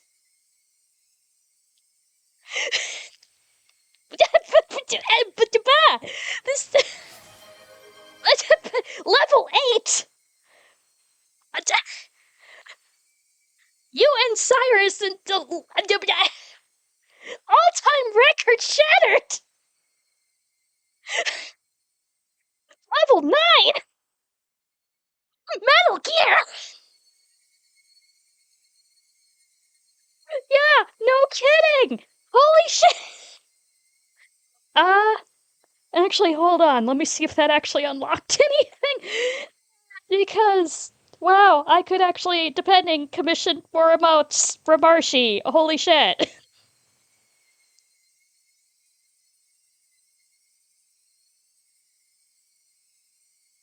Let me check my rewards real quick.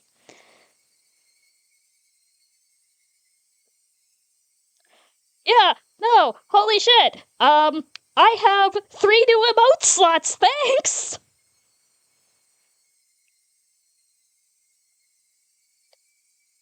Uh, wow, okay. Uh, Not to pressure anybody, but I'm at 118 out of 125 for the next call. But also, what? What? I'm not even doing anything!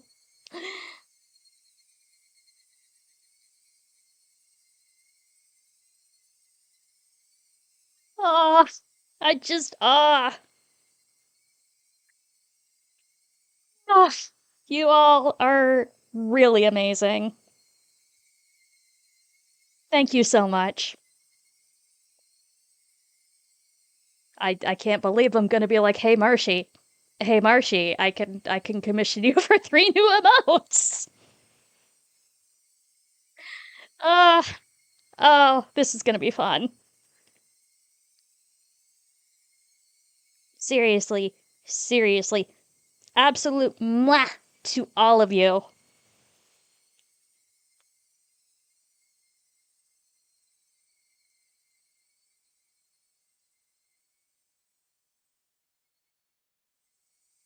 Yeah, no, Koki just dropped another gift sub bomb.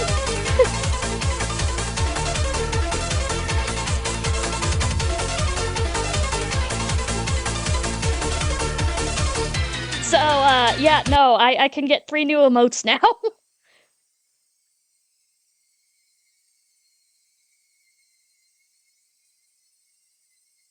Yeah, no, it is high powers, and what?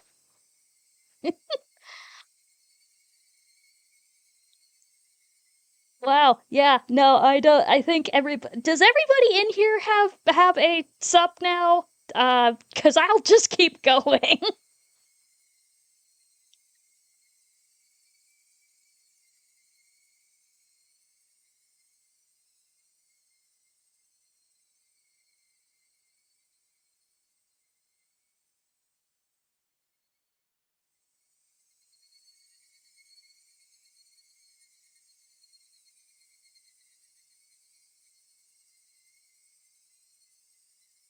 Okay, yeah, let's just keep going.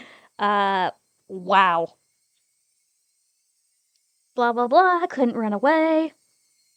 At times like this, the mattress in my hideout would feel so soft. That I knew.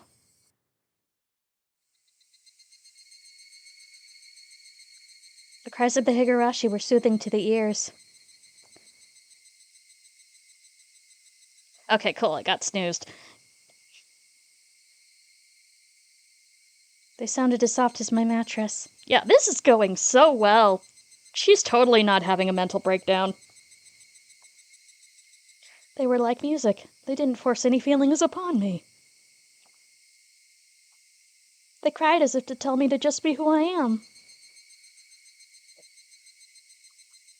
It was always so quiet here that I immediately noticed the purr of an engine coming closer.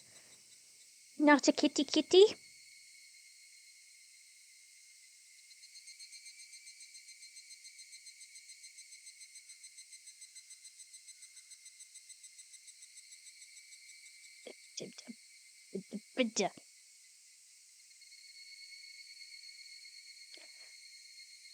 Seriously, thank you so much for the level 9 hype train. What even? Biggest choo choo. Seriously. Seriously. Y'all are wonderful. Thank you.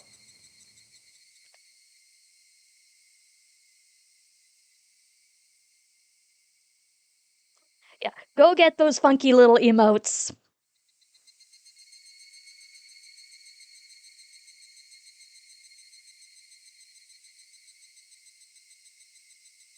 Okay, so there's an engine coming closer. People used to come here and make a lot of noise during the dam conflict, but no, nobody really comes here. This place is forgotten. Yeah, I've never seen it get that. I almost never get hype trains, so the fact that I got 2 in a day is just. What? Thank you all so much.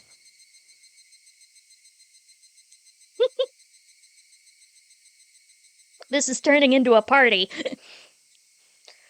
So it was rare to see somebody come through here at all. I sat on the roof of an abandoned car and waited for the intruder to go away without looking their way. The purr of the engine stopped. I'm not stupid. Yes.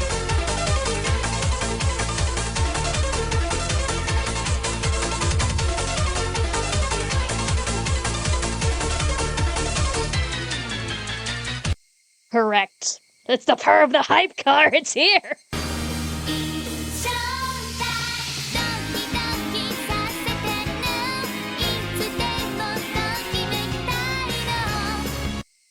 I love that forever.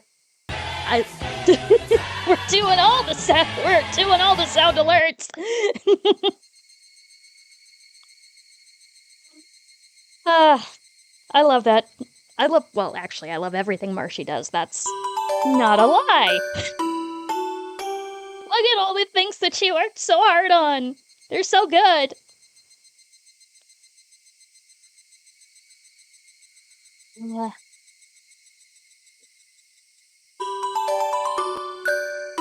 Yeah, no, we'll snooze the ad break. I don't. No, we're having a good time. Indeed. Yippee, indeed. I'm not stupid. If it stopped, I knew exactly who it had to be. I heard the person calling me, but I ignored it once. Really, at this point?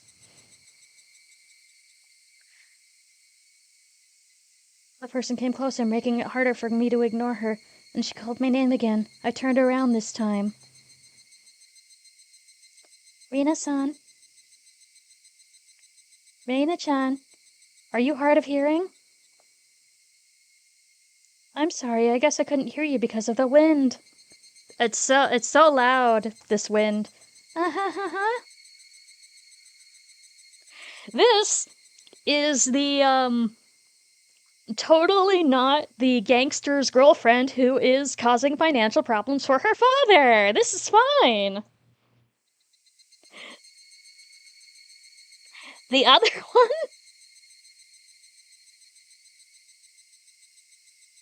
Yeah, this is one of my outfits.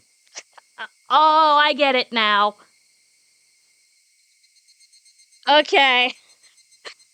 As per usual, I am slow on the uptake with that. She seemed to buy my poor excuse. She smiled and said, "Yeah, that happens sometimes."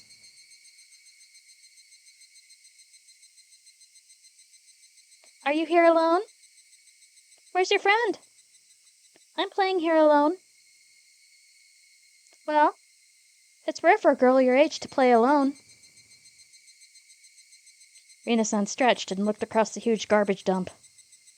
I can't believe people throw so much scrap out here. Do you know there used to be a place where people threw tons of abandoned cars without wheels? It was near Hirosaka. I wasn't interested in Rina-san's old story, but I pretended to listen and nodded. She doesn't take this road to go back to Okonomiya. I guess she knew I'd be here and came to see me. What did she want? It was obvious that she was just trying to make conversation. She probably took it personally when I avoided her earlier, which may be why she was here to butter me up. It would be better for her to not have any conflicts with the daughter of the man she's seeing, no matter what the intention of seeing him is. In that sense, it was reasonable action for her to take. While I listened to her old story, all I could think about was that she was going to leave. Was when she was going to leave. Oh yeah, she does not want you here. Didn't I have to fight against her? Didn't I decide to fight against her? Didn't I find out her plot in that coffee house in Okonomiya? Didn't I find out that this woman was squeezing money out of my father when I looked inside his cash box? I know who you are. Please leave my father alone. How easy it would be if those two sentences could solve the problem.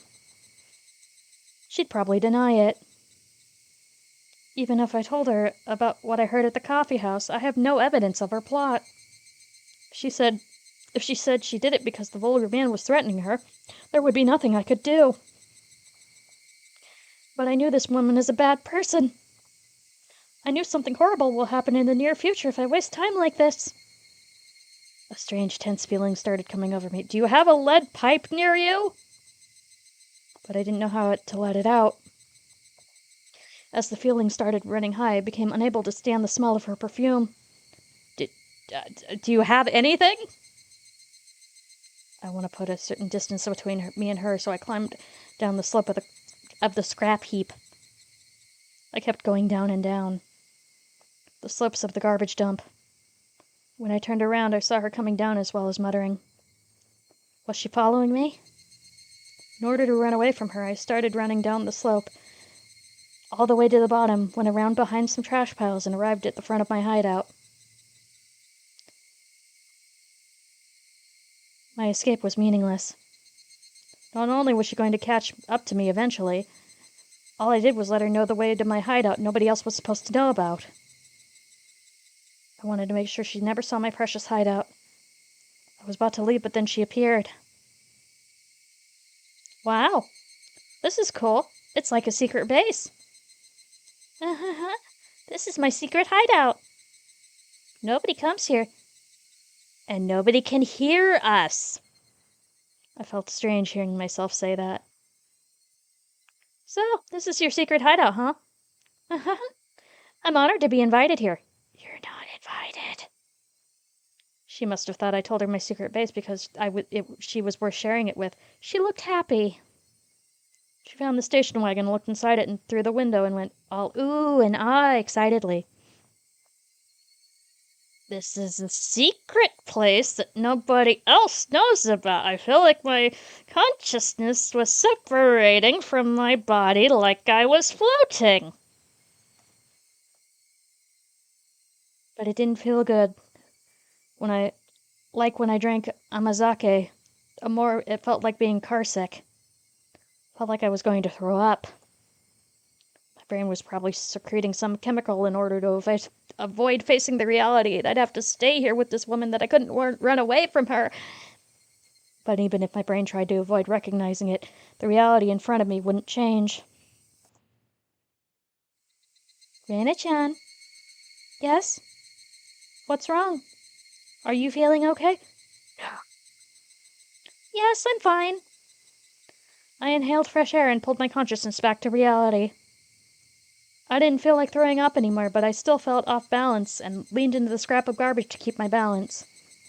Yeah, we're just going through because, heckin' probably most people here have a sub at this point. I like you, Rana-chan. Do you like me? What are you talking about all of a sudden? I said that because I didn't want to say that I like her. I've been seeing your father for quite a long time now. We've been talking about many things, you know. I needed to stop feeling like this. Get up, Rena. I'd heard something like this before. Part of me was trying to understand what this woman was trying to say, but another part of me was trying not to. I felt as if her words were bouncing off my head, so I started having a headache. We had a serious talk about our future the other day. You know, about our life together and so on. What? You like Uncle Akihito, don't you, Rena? So your father and I are... What's going on? Mother? Why are you thinking about Rena Ryugu? What are you thinking about, Rena Ryugu? This is an important moment. You have to be a one-on-one battle with Rina-san. No, Mom. What about Dad? What about me? I don't want you to divorce him. I don't want you to get remarried to anybody else. No, please don't divorce him. I'm not gonna let you do that. I'm not gonna let you get remarried. I'm not going to let you get married to my father. What? I don't care if you go out with him, but I'm not going to let you get remarried to my father. She must have thought that I'd not thought that I'd say it straight out like that. She's looking stunned. After a while, she broke the silence with her laughter. I thought you might reject me, but I didn't think you'd say it straight out like that. You thought I might reject you? I'm surprised you even noticed I was doing it. Of course I did. You always ran away whenever you saw me. You thought I didn't know? That's why I hate kids. She frowned, revealing her ugly self. Should have been the first time I saw her face like that, but I wasn't surprised at all. Her face had looked like that to me from the beginning. I wanted to get along with you, if I could at least on the surface, but I guess it's hard to do that now since you hate me so much. What do you hate about me? I'd like to know for future reference. Okay. Everything. I hate everything about you. I just hate your smell, too. One vicious word came out of my mouth after another. I didn't have wings, but I felt as if I was flying up to the sky. I felt weird and uncomfortable, but also exhilarated. I felt as if I was letting another me use my body.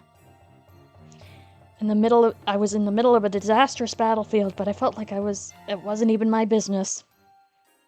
That's just fine with me. Because I hate you too. I guess we're even. Yeah. You little fucking brat, you better shut your fucking mouth or I'll make you. Never come to my house again. I'll never let you get married to my father. I don't need your permission, you know. Well, why don't you try and stop your father from remarrying? Let's see what happens. I think you're wasting your time, though. She didn't look intimidated by me at all, and that made me feel a little intimidated in return. Why was she so confident of her absolute control over my father? She had to have more confidence to be able to act as fearlessly as this. She must have had something tangible. Before I asked her what that was, she told me herself. I'm pregnant. Oh no, she's pregante. You're lying! I'm not lying. It's true. It's a lie, it's a lie, it's a lie, it's a big lie. She had to divorce because she got pregnant. She had to get married because she got pregnant. That's a lie, that's a big lie.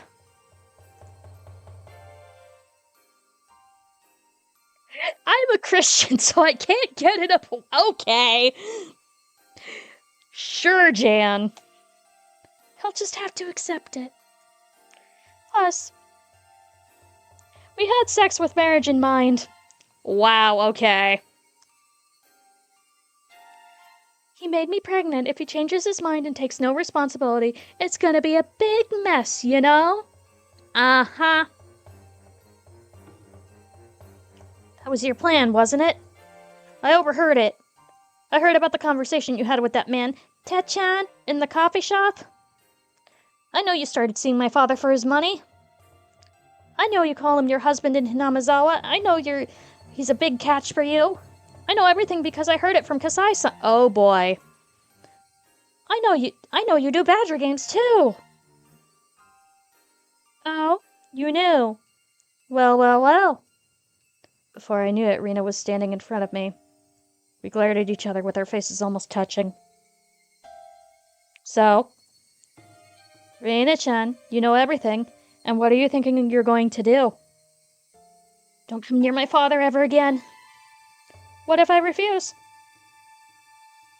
You wanted to talk to me at your secret hideout, right? I kind of knew what you wanted to talk to me about. You brought me to your secret hideout, where nobody knows, and nobody can hear us, right? Yeah, you're right. Nobody knows about this place, and nobody can hear us here. Nobody comes here because this place is forgotten. Our faces were so close to each other that our noses could almost touch. I knew what I was talking about, but I didn't know what would happen next. I couldn't back down, now that I'd come to this point. But I didn't know what to do. I didn't know what I should do. So I grabbed a metal pipe. Yeah! Come on, let's not do this. Let's be friends again. Rena started laughing and slapped me on the back. My expression didn't change and I kept staring at Rena. But I didn't notice her real intention of putting both her arms around my neck. Yeah, really? The tension broke already stretched thin. Rena squeezed my neck hard. I was openly hostile, but I didn't realize Rena's evil intentions until she started choking me.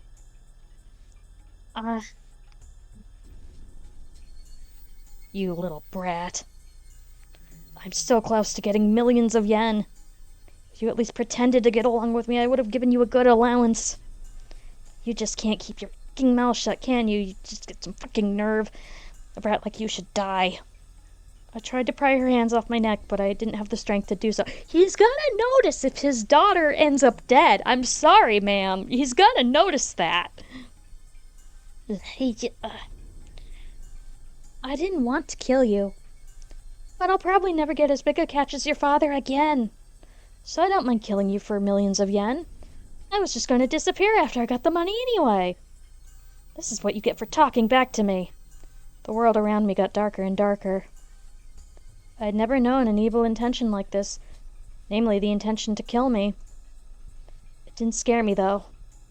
That's because being scared is a feeling that people use to express how they feel when they see a wildfire on the other side of a river. People on the island with the wildfire with their deaths right in front of them, they don't get scared. If I loosened my grip on her hands even a little bit, she'd crush my throat. This was a simple competition to see who was stronger. You could maybe break her fingers? Rena wanted to get into the most advantaged position, so she tried to push me down on the ground so she could mount me. If I let her do that, I wouldn't stand a chance. I tried to keep my current position, but I was losing a lot of energy by being choked. It was only a matter of time before Rena could push me down. I lost my balance on purpose. I tried to fall backwards in order to put her off her balance. I couldn't hold my breath any longer to keep up the strength competition. So I had no choice but to take that chance. We fell on the ground, tangled together. But as Rena strongly determined to kill me, she didn't even take her hands away from my neck after she fell. However, my actions made Rena loosen her grip on my throat. It wasn't loose enough for me to break free from her grip, but it gave me a few moments to use my hands for something other than stopping her from crushing my throat. If I hadn't taken the chance, I would have been done for. That's why I tried to literally seize my chance as I moved both my hands on the ground. To seize that chance, I felt a piece of broken glass in my right hand. That was truly my chance to literally save my life from the brink of death. Stabbed, I cut Rena's wrist deeply with a piece of glass. Yeah! Rena tried to endure the pain for a few seconds. But the pain was severe from someone so cornered, so soon she broke her will, and she let go of my throat to cling to her bloody wrist. I used that moment to roll away from her. Ugh, fucking hurts! She screamed, both in pain and also to try and intimidate me again. Didn't work anymore, though. Intimidation only works on the opponent when the opponent is hesitant to fight. When you're already in a fight, screaming like that means nothing more than letting the opponent know how badly you're hurt. I no longer had any hesitation. I had learned from Rena. She taught me that what I have to do in a situation like this. That's right. This is my secret hideout. I know every single piece of junk in here. Maybe I knew that a day like this was coming. Was it just a coincidence that it was here? I had pulled out a meter-long lead pipe. Not all that surprised to see it there. I was mostly kidding. I raised it high up and brought it back down. There was no way Rena could block this hard and heavy lead pipe with just her arms. She'd probably try to block it with the palms of her hands in order to take it from me. But her long nails wouldn't let that happen. Unable to catch what she wanted, she broke her fingers. Some of the nails came off too. Yeah! Her scream made me realize that I had the advantage. An advantage I would have to keep. If I didn't, she'd turn the tables just like I did, and then she'd choke me to death for sure. Yeah! Ugh! Stop! Stop it! Wait! Rena shielded her head with her arms, but it didn't help. All that would change, and I'd break her arms before I broke her face. I'm serious! Stop it right now! Ugh! I'm serious, too! Die, die, die, die, die, you should die! Yeah, that's right. Should have done this a long time ago. I didn't need proof. I didn't have to talk to anybody. That's stupid. That's nonsense. Girl! I should have done this a long time ago. If I'd done it a long time ago, my father wouldn't have been deceived. I could have protected him. I could have protected my family. Girl, it's not just your responsibility. You have other adults in your life. I could have protected my life. I could have been myself. My mother wouldn't have divorced my father. I could have stayed happy. I wouldn't have had to be unhappy. I'm going to recapture my happiness. At this moment, I'm going to win back my happiness. I'm not going to cry for misfortune. I'm not going to give into a fate of unhappiness. I'm going to be happy. I'm going to seize my happiness. Right now, with the use of this lead pipe. With my own 2 hands and this lead pipe I found. Rena tried to run away from me. But as she no longer had use of her hands, it made it difficult for her to stand up to escape, especially since there were scraps of junk everywhere on the ground. After all, this is my hideout. This is my territory. Nobody can run away from me here. She tried to climb up the slope of garbage, slipped and fell, and rolled all the way back down. The lead pipe of happiness! Yes. She didn't stand up or move. Her eyes were open, and her neck was bent at an unnatural angle. I didn't know how to make sure she was dead, so I kept looking at her open eyes for a while. She could be faking it for all I knew. But she didn't close her eyes no matter how long I waited. I scooped up a handful of sand and threw it in her face. She didn't close her eyes. Thud. The lead pipe slipped out of my hands and hit the ground. When I tried to pick it up, I realized how heavy it was, and I was surprised I had been wielding it, though it was a knife. Adrenaline will do that for you! I was sweating all over. The cold wind felt good on my skin. The cries of the Higurashi were calming me down and healing my soul. Rena was just like a drunken dummy now. She had become a piece of junk. I am the owner of this land of junk, and I've defended it from her intrusion. Now she was just a resident of this junkyard. I didn't feel bad about killing her. In fact, I felt rather fulfilled that I defeated the evil woman who had deceived my father. I started breathing slowly and calmly, and I regained enough energy to analyze the situation. I'd have to hide her body. First, I had to get rid of her scooter. I climbed up the slope and kicked her scooter down the hill. It rolled down the slope, making a lot of noise, and blended in with all the junk as it stopped. It was like it was there from the beginning. I went back down the slope and started dragging her body into my hideout. It should have taken me much more effort as dragging a 50K sandbag, but it felt lighter than that. Again, adrenaline will do that for you. It was just a sandbag, and yet it brought disaster to my family. I didn't lure her here in order to kill her. Or did I? Maybe I just didn't notice that I had that intention deep down in my own heart. But even so, I felt like this was the best and most expedient solution. There was no better solution than killing her. Clearly it wasn't talking to anybody about what you're going through. How wasteful to depend on someone to help me, to wait for the day to come when they will. Oh. I remembered the murder of Satoshi-kun's aunt that happened last year.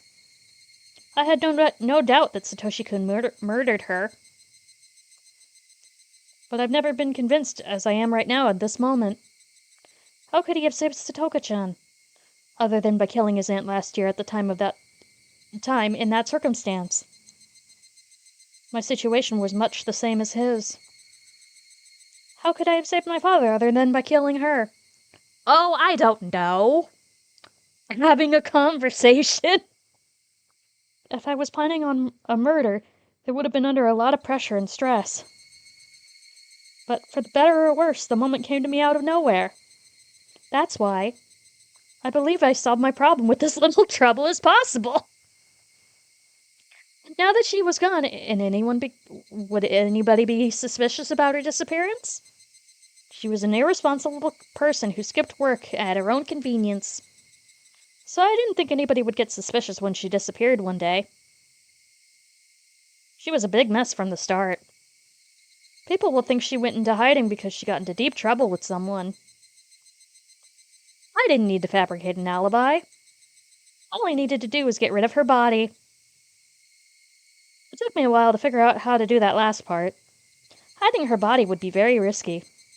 But my brain had become so calm that it did some calculations and came up with the answer right away. Yes, this place is still the safest.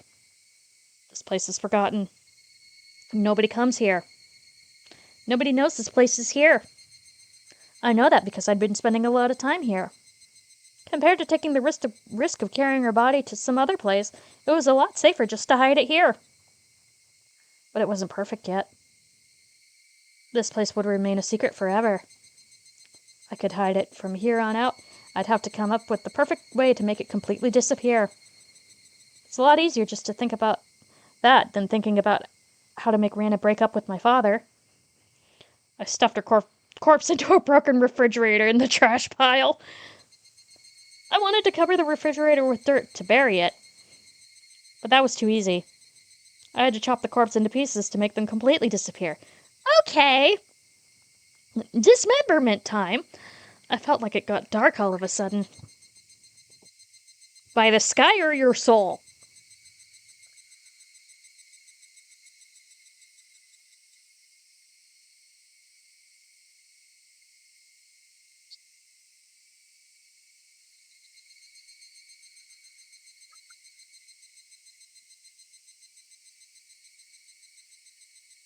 No, it didn't get dark all of a sudden. It was already dark. I just didn't realize. It was getting dark until just then. I could hear the thunder from the distance. It might rain soon. I could use some rain. I'd wash Rena's dirty blood onto the ground. I should go home. I should think about what to do tomorrow. I was going to stay right beside my father until he forgets about her. He might be hurt at first. But we're going to recapture our happiness for sure. Our happy, peaceful life. My body was heavy with exhaustion. But I also felt fulfilled because I took a very important first step today. I'll keep taking one step at it after another. Yeah, really. I'm not going to cry anymore. I'm not going to cry until I win back my happiness with this lead pipe I found. I'm not going to cry again. Alright. Is that the end of the chapter or the halfway point? Looks like halfway point, so we'll finish this chapter and then I'll call it. You don't need to get remarried. That was the first thing I said after I got home. My father looked stunned. He noticed the sad tone in my voice and realized that I didn't agree with the idea of his remarriage. He looked down. I understand. I know how you feel, Reina. I should have talked about it with you first, and...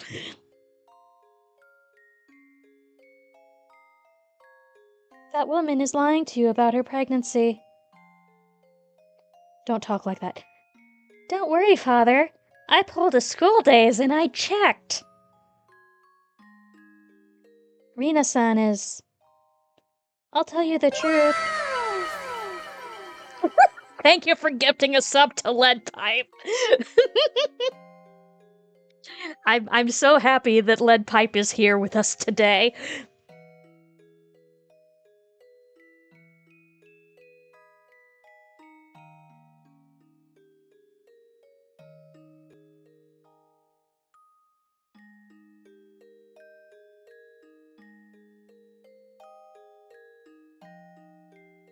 I'll tell you the truth. That woman and a guy called Techan are a team of bad people. She went out with you only because she was trying to get our money. My father didn't get it right away, of course. He looked upset instead because I called her that woman. I should have chosen my words a little more carefully, but I think I told him the truth clearly enough. I told him everything I heard and saw at the coffee house. As I expected, he defended Rena anyway. I was upset, but at the same time, it made me certain that there was no other way than to kill her. I felt the pressure on my shoulders lessen for some reason. My father thought he needed my approval for his remarriage, so he held back his anger and put a fake smile on his face instead. Stop defending this man! Hey, Raina? Let's sit down with a cup of tea and talk. I'm sure you'll understand once you hear me out. A tamed animal. Still tamed, even after the owner is dead. That's okay. I'll open the gate anyway. Even a tamed animal will notice one day when he's no longer in captivity. It's not something I could teach him. He had to realize it on his own. I couldn't stand his fake smile anymore, so I left the living room. Time healed the pain from the divorce. Time healed any kind of pain, just like how dripping water will eventually bore a hole through solid rock. I did what I could do. Now I have to wait. But the day I was going to wait for came earlier than I expected. At midnight the following day, we had a visitor. It was that Techan man. Tepe Hojo.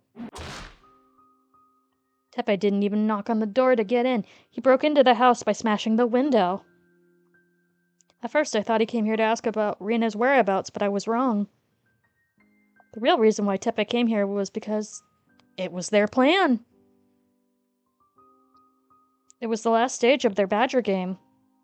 Rena was probably supposed to be in bed with my father at that time tonight.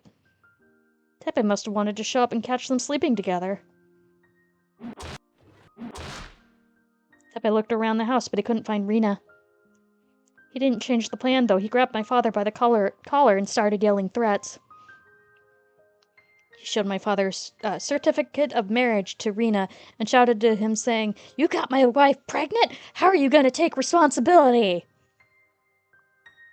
My father had no idea she was married. He looked shocked. My father is a short guy who is faint of heart. Just let Tepe do and say whatever he wanted from beginning to end. Ugh.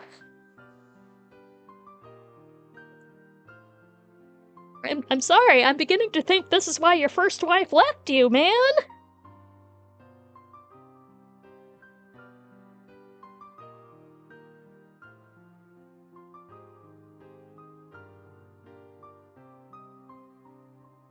I looked at them from a distance coldly. The more Tepe yelled and threatened my father, the faster he'd wake up from his bad dream. This was medicine for him. Tepe was cutting out the cancer that I was going to depend on time to do, and he was doing a great job of it. I waited to help my father until I was sure that he'd finally awakened from his bad dream. I told Tepe that I had something very important to tell him and took him outside. So, what do you want? Has Rina-san come back to Okonomiya since yesterday? As a matter of fact, she's hiding somewhere. What? I don't get it. Rina-san told me to take you to her when you came to my house. Huh? What the fuck is Ritsuko doing? Tepe followed me without hesitation. We walked in the dark with a flashlight to the place where nobody comes, and nobody can hear us. The forgotten place. He asked me many things on the way, but I couldn't answer any of them. I just told him to ask Rina. That way, I said it seemed to make him think that Rina was going to betray him and get married to my father for real. Even though he was breathing heavily in rage, he walked right behind me without any suspicions. I knew this day was going to come very soon, so I was well prepared for it. We reached the place where I originally planned to bring him, and I turned off the flashlight all of a sudden. Oh, what's going on? Everybody gets nervous when the only light is in the dark goes off. But this is my territory. I didn't need any light. I could feel my surroundings even better with my eyes closed. I grabbed the big hatchet I'd hidden in a bush and lifted it up high. I'm sorry, I guess the battery went out. Hold on a second. Okay, hurry it up. I purposely sounded weak and helpless, while I raised the hatchet into the air. This is fine. Oh, I got a light. Oh no. Oh, I got a lighter. I'll just fire this baby up. You were about to see some bad times, my guy. Tepe found a lighter in his pocket and lit it up. He probably couldn't understand the sight illuminated by the small light. He saw a girl lifting up a big hatchet right in front of him. Tepe's eyes went wide. He didn't understand what was going on, but he understood that his life was in danger. And yet he must not have been able to think fast enough to deal with the event, even though he understood what he should do. Even if he could think fast enough and block his head with his arms, it wouldn't have meant anything. I knew Tepe would come to my house eventually. That's why I prepared for that day.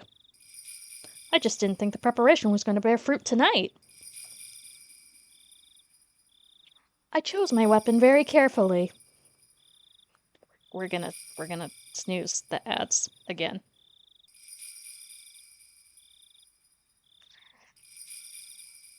I planned when, where, and how I was going to attack him. Yes, we have upgraded to the Hatchet of Happiness. And so, there can only be one result. Happiness! The hatchet cut deeply into his forehead. I felt an indescribable vibration through the hatchet when I hit him, and this told me that I broke his skull. He bragged about how good he was at fighting at the coffee house, but he sure went down quickly when faced with a murderous weapon.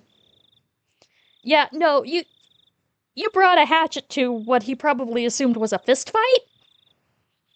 He was done in a single blow. Tepe slowly fell to his side, the hatchet in his forehead. He looked like a victim in a B movie. I killed this big guy with just one hatchet. He was probably quite experienced in the world of violence. But I was better than him when it came to killing. Why? Because I've killed somebody before. Really? Coffin baby or a nuclear bomb? And she's the nuclear bomb with a hatchet. Girl, you just did this 15 minutes ago. It's all done now. The bad people who deceived my father and tried to rob him blind are all gone. I did what I had to do in order to protect my life. I had this much courage and determination. If I had this much courage and determination when my mom told me about the divorce, I might have killed Akihito. Yeah, because that would have totally solved your problem. And your parents' deteriorating relationship that you didn't notice because you were a literal child. If I did, I would have taken the life of only one. Because I couldn't do it back then, I've had to kill 2 people in the last 2 days. Rena, let's finish it up. There's already a place to hide his body. I took care of everything. My hands were wet, so I shone the flashlight at them. I thought it was blood, but it was just sweat. Even so, I still felt uncomfortable and shone the flashlight at my hands several times. Out damn spot. I did all this in order to be happy. I did all this, so I should be happy now. I tried so hard that I got blood on my hands. I wanted to get credit for that from him. Oyashiro-sama, let me ask you a question. I can finally rewind the time back to the day everything started to go wrong, can't I? I'm gonna stay in Hinamizawa. I'm gonna live happily. With my father forever.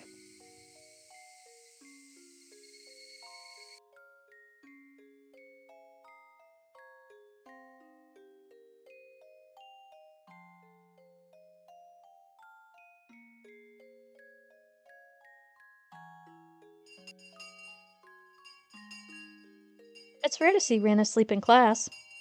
She's the kind of girl who sleeps in class because of staying up so late. She had things to do. Those things were murder. She had to be tired from doing housework or something. Everybody seemed to be thinking the same thing, and nobody tried to wake her up, not even Chie-sensei. She got up for a few seconds and went back to sleep. She swayed back and forth like she was rowing a boat. But she's in class, so I should wake her up, right? I was about to wake her up before, but my hand touched her. Mion gave me a sign not to. Let her sleep. She must be really tired today. Ah, you're right. I heard a few days ago that Rena lived with her father. She studies during the day, plays a lot after school, and does things around the house after that. I didn't know that. I also didn't know that her mother had divorced her father. Mion told me that, and she also told me not to talk about it because Rena's still hurt by the divorce. I didn't even notice that she's been through such a tough time.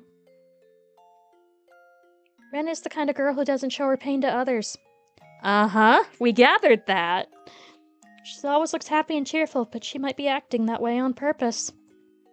Rena told me that happy days will one day come to an end. She told me that she knew firsthand what could she have been through. I had no idea. That's probably why she tried to spend as much time as peacefully and cheerfully as she could. I must have hurt her feelings when I said I was bored of having happy days. Growth! I felt bad for living off my parents who were both healthy and happy. Growth! Good job, Keiichi! For that matter, Satoko and Rika-chan lost their parents too. Mion lives with her grandmother away from her parents because she needs to learn to be the head of the Sonozaki family in the future. You did not have this growth in Arc 1! When I realized that, I felt bad about my situation. You don't have to feel bad about living with your parents. Mion seemed to have read my mind. She said it with a cool expression on her face. A family is the most common community for kids like us to live in. But that's not the only community we have. You mean friends? You're right. Do you think we're as good as a family to Rena? Rena does cleaning, laundry, cooking, and shopping, so she must be tired every day. She could spend her afternoon taking naps. But she doesn't do that.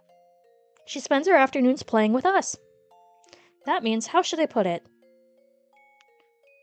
We're her best friends. So you're saying we're friends with as much value as family to her?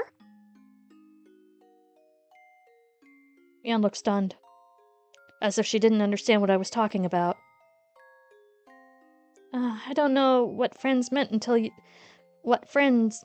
you until today. But I believe friends are just as important and as valuable as family. They are. It's actually very easy to understand. Rika-chan joined in our conversation. The important thing is to have people around you who you can feel comfortable. Sometimes you call them family or sometimes you call them friends. It's just a matter of the word you use. Are friends the same as family to you, Rika-chan? Yes, they are. I believe that they are to Satoko, me, and Rana too. I guess that's why we always try to stay together. Do you ever feel lonely when you're with your friends? They're my family. So I'm not lonely. Mion nodded in agreement. Satoko was talking with her other classmates, but I'm sure she would nod as well. Rana would too.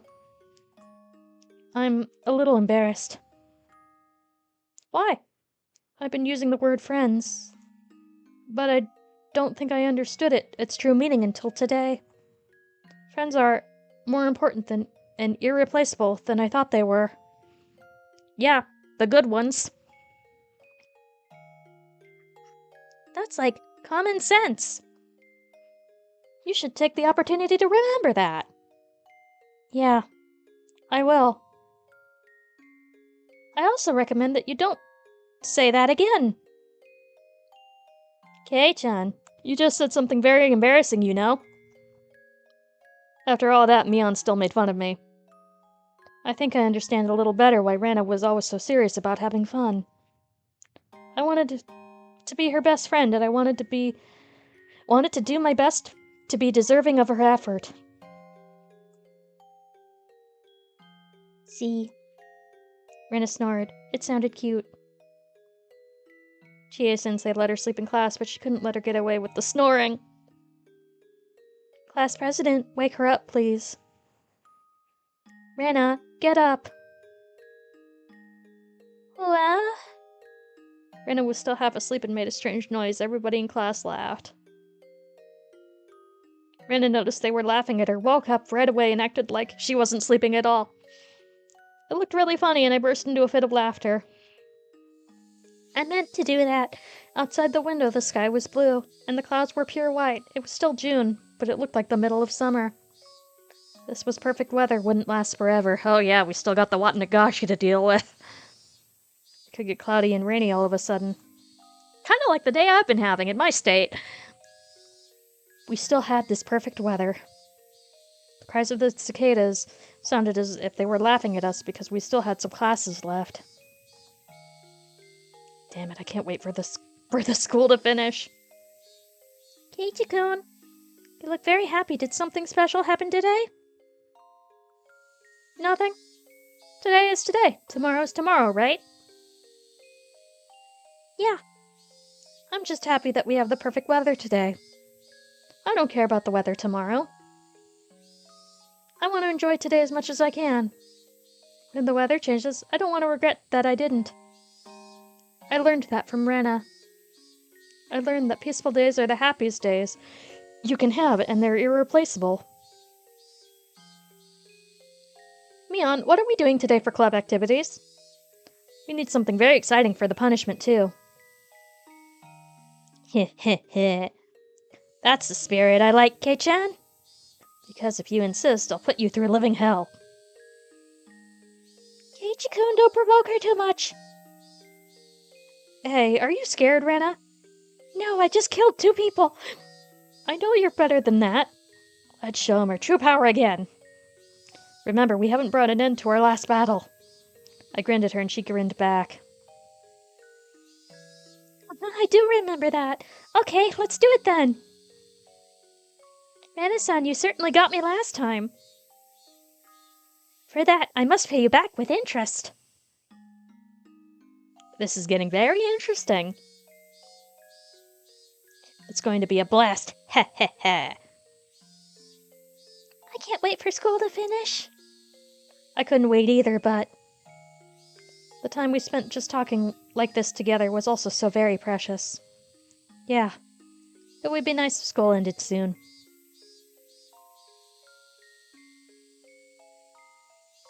This is fine! Again, we haven't even gotten to the Watanagashi Festival yet! Our boy Tomitake is still alive! My very favorite wine. Okay. Oh look, it's the lead pipe! Of happiness. Alright. Satoko went to join the children playing in the schoolyard. Ah. So, I think now is the point where I can say some of these narrations are Rika. This is one of them. Since I didn't feel like going, I decided to stay at home. Most likely, she wouldn't be back until the evening. When Satoko wasn't around, I had ways of spending time without her. Besides, that was what I wanted to do anyway. I stuck my hand deep inside a pile of winter futons in the closet, pulling one out. Next, I filled a stylish-looking glass with ice. The ice made in the freezer smelled of chlorine, though, and it didn't taste good.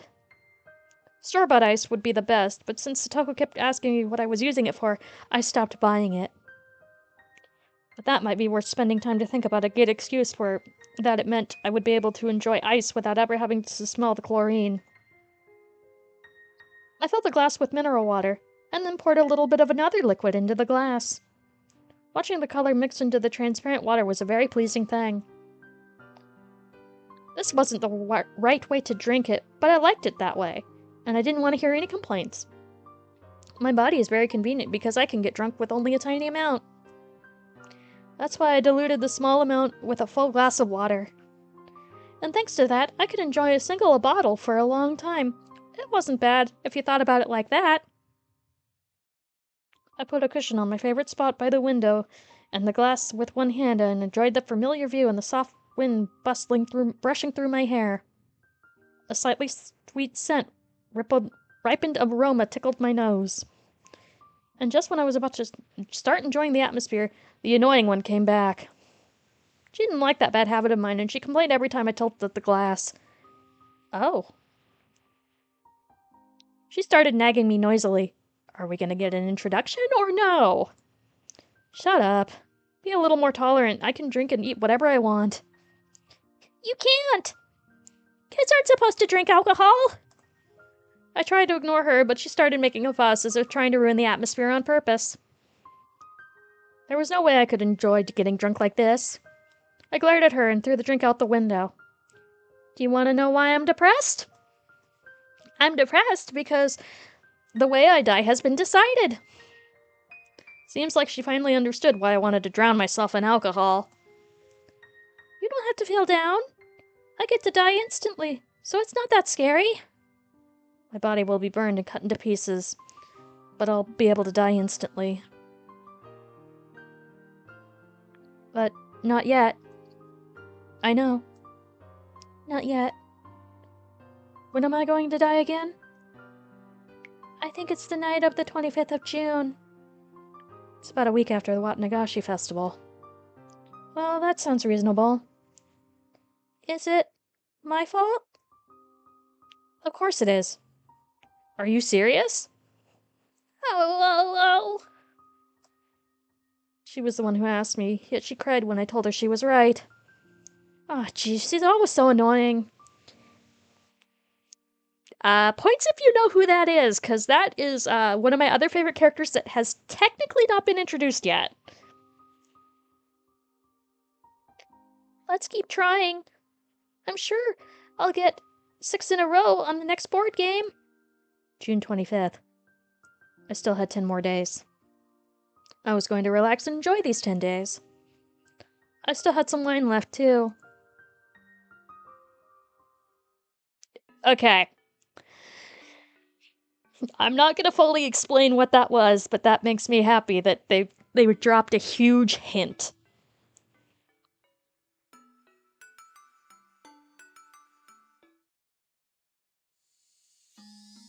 Okay, so we'll save here and call it. End of chapter 5.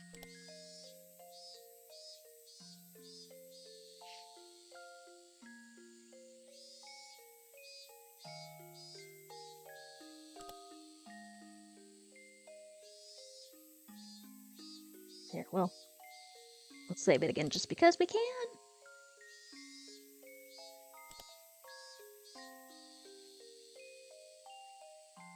We'll probably get more answers in the next arc when she actually gets introduced, but yeah.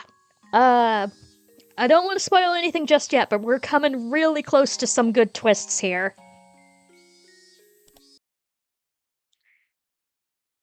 Yeah, thank you all so much for coming, and for the huge amount of generosity. What even?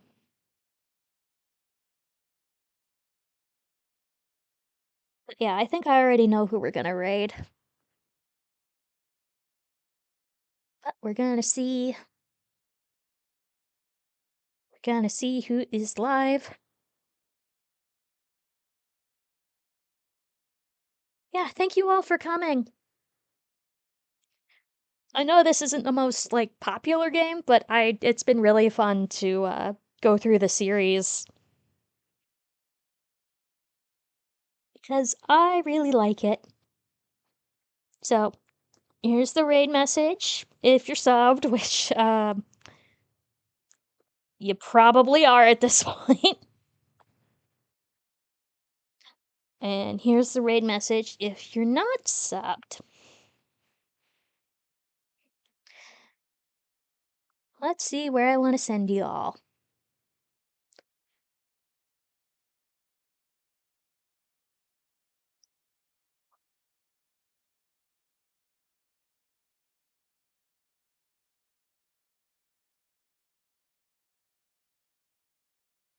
You know, let's go to Nevermore. I was gonna send you all to Shira, but Nevermore doesn't have that many people on his channel yet. So I would like to spread the love.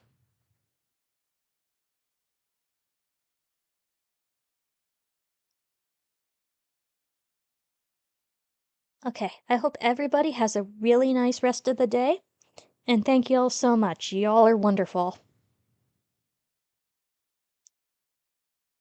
Okay. Bye bye.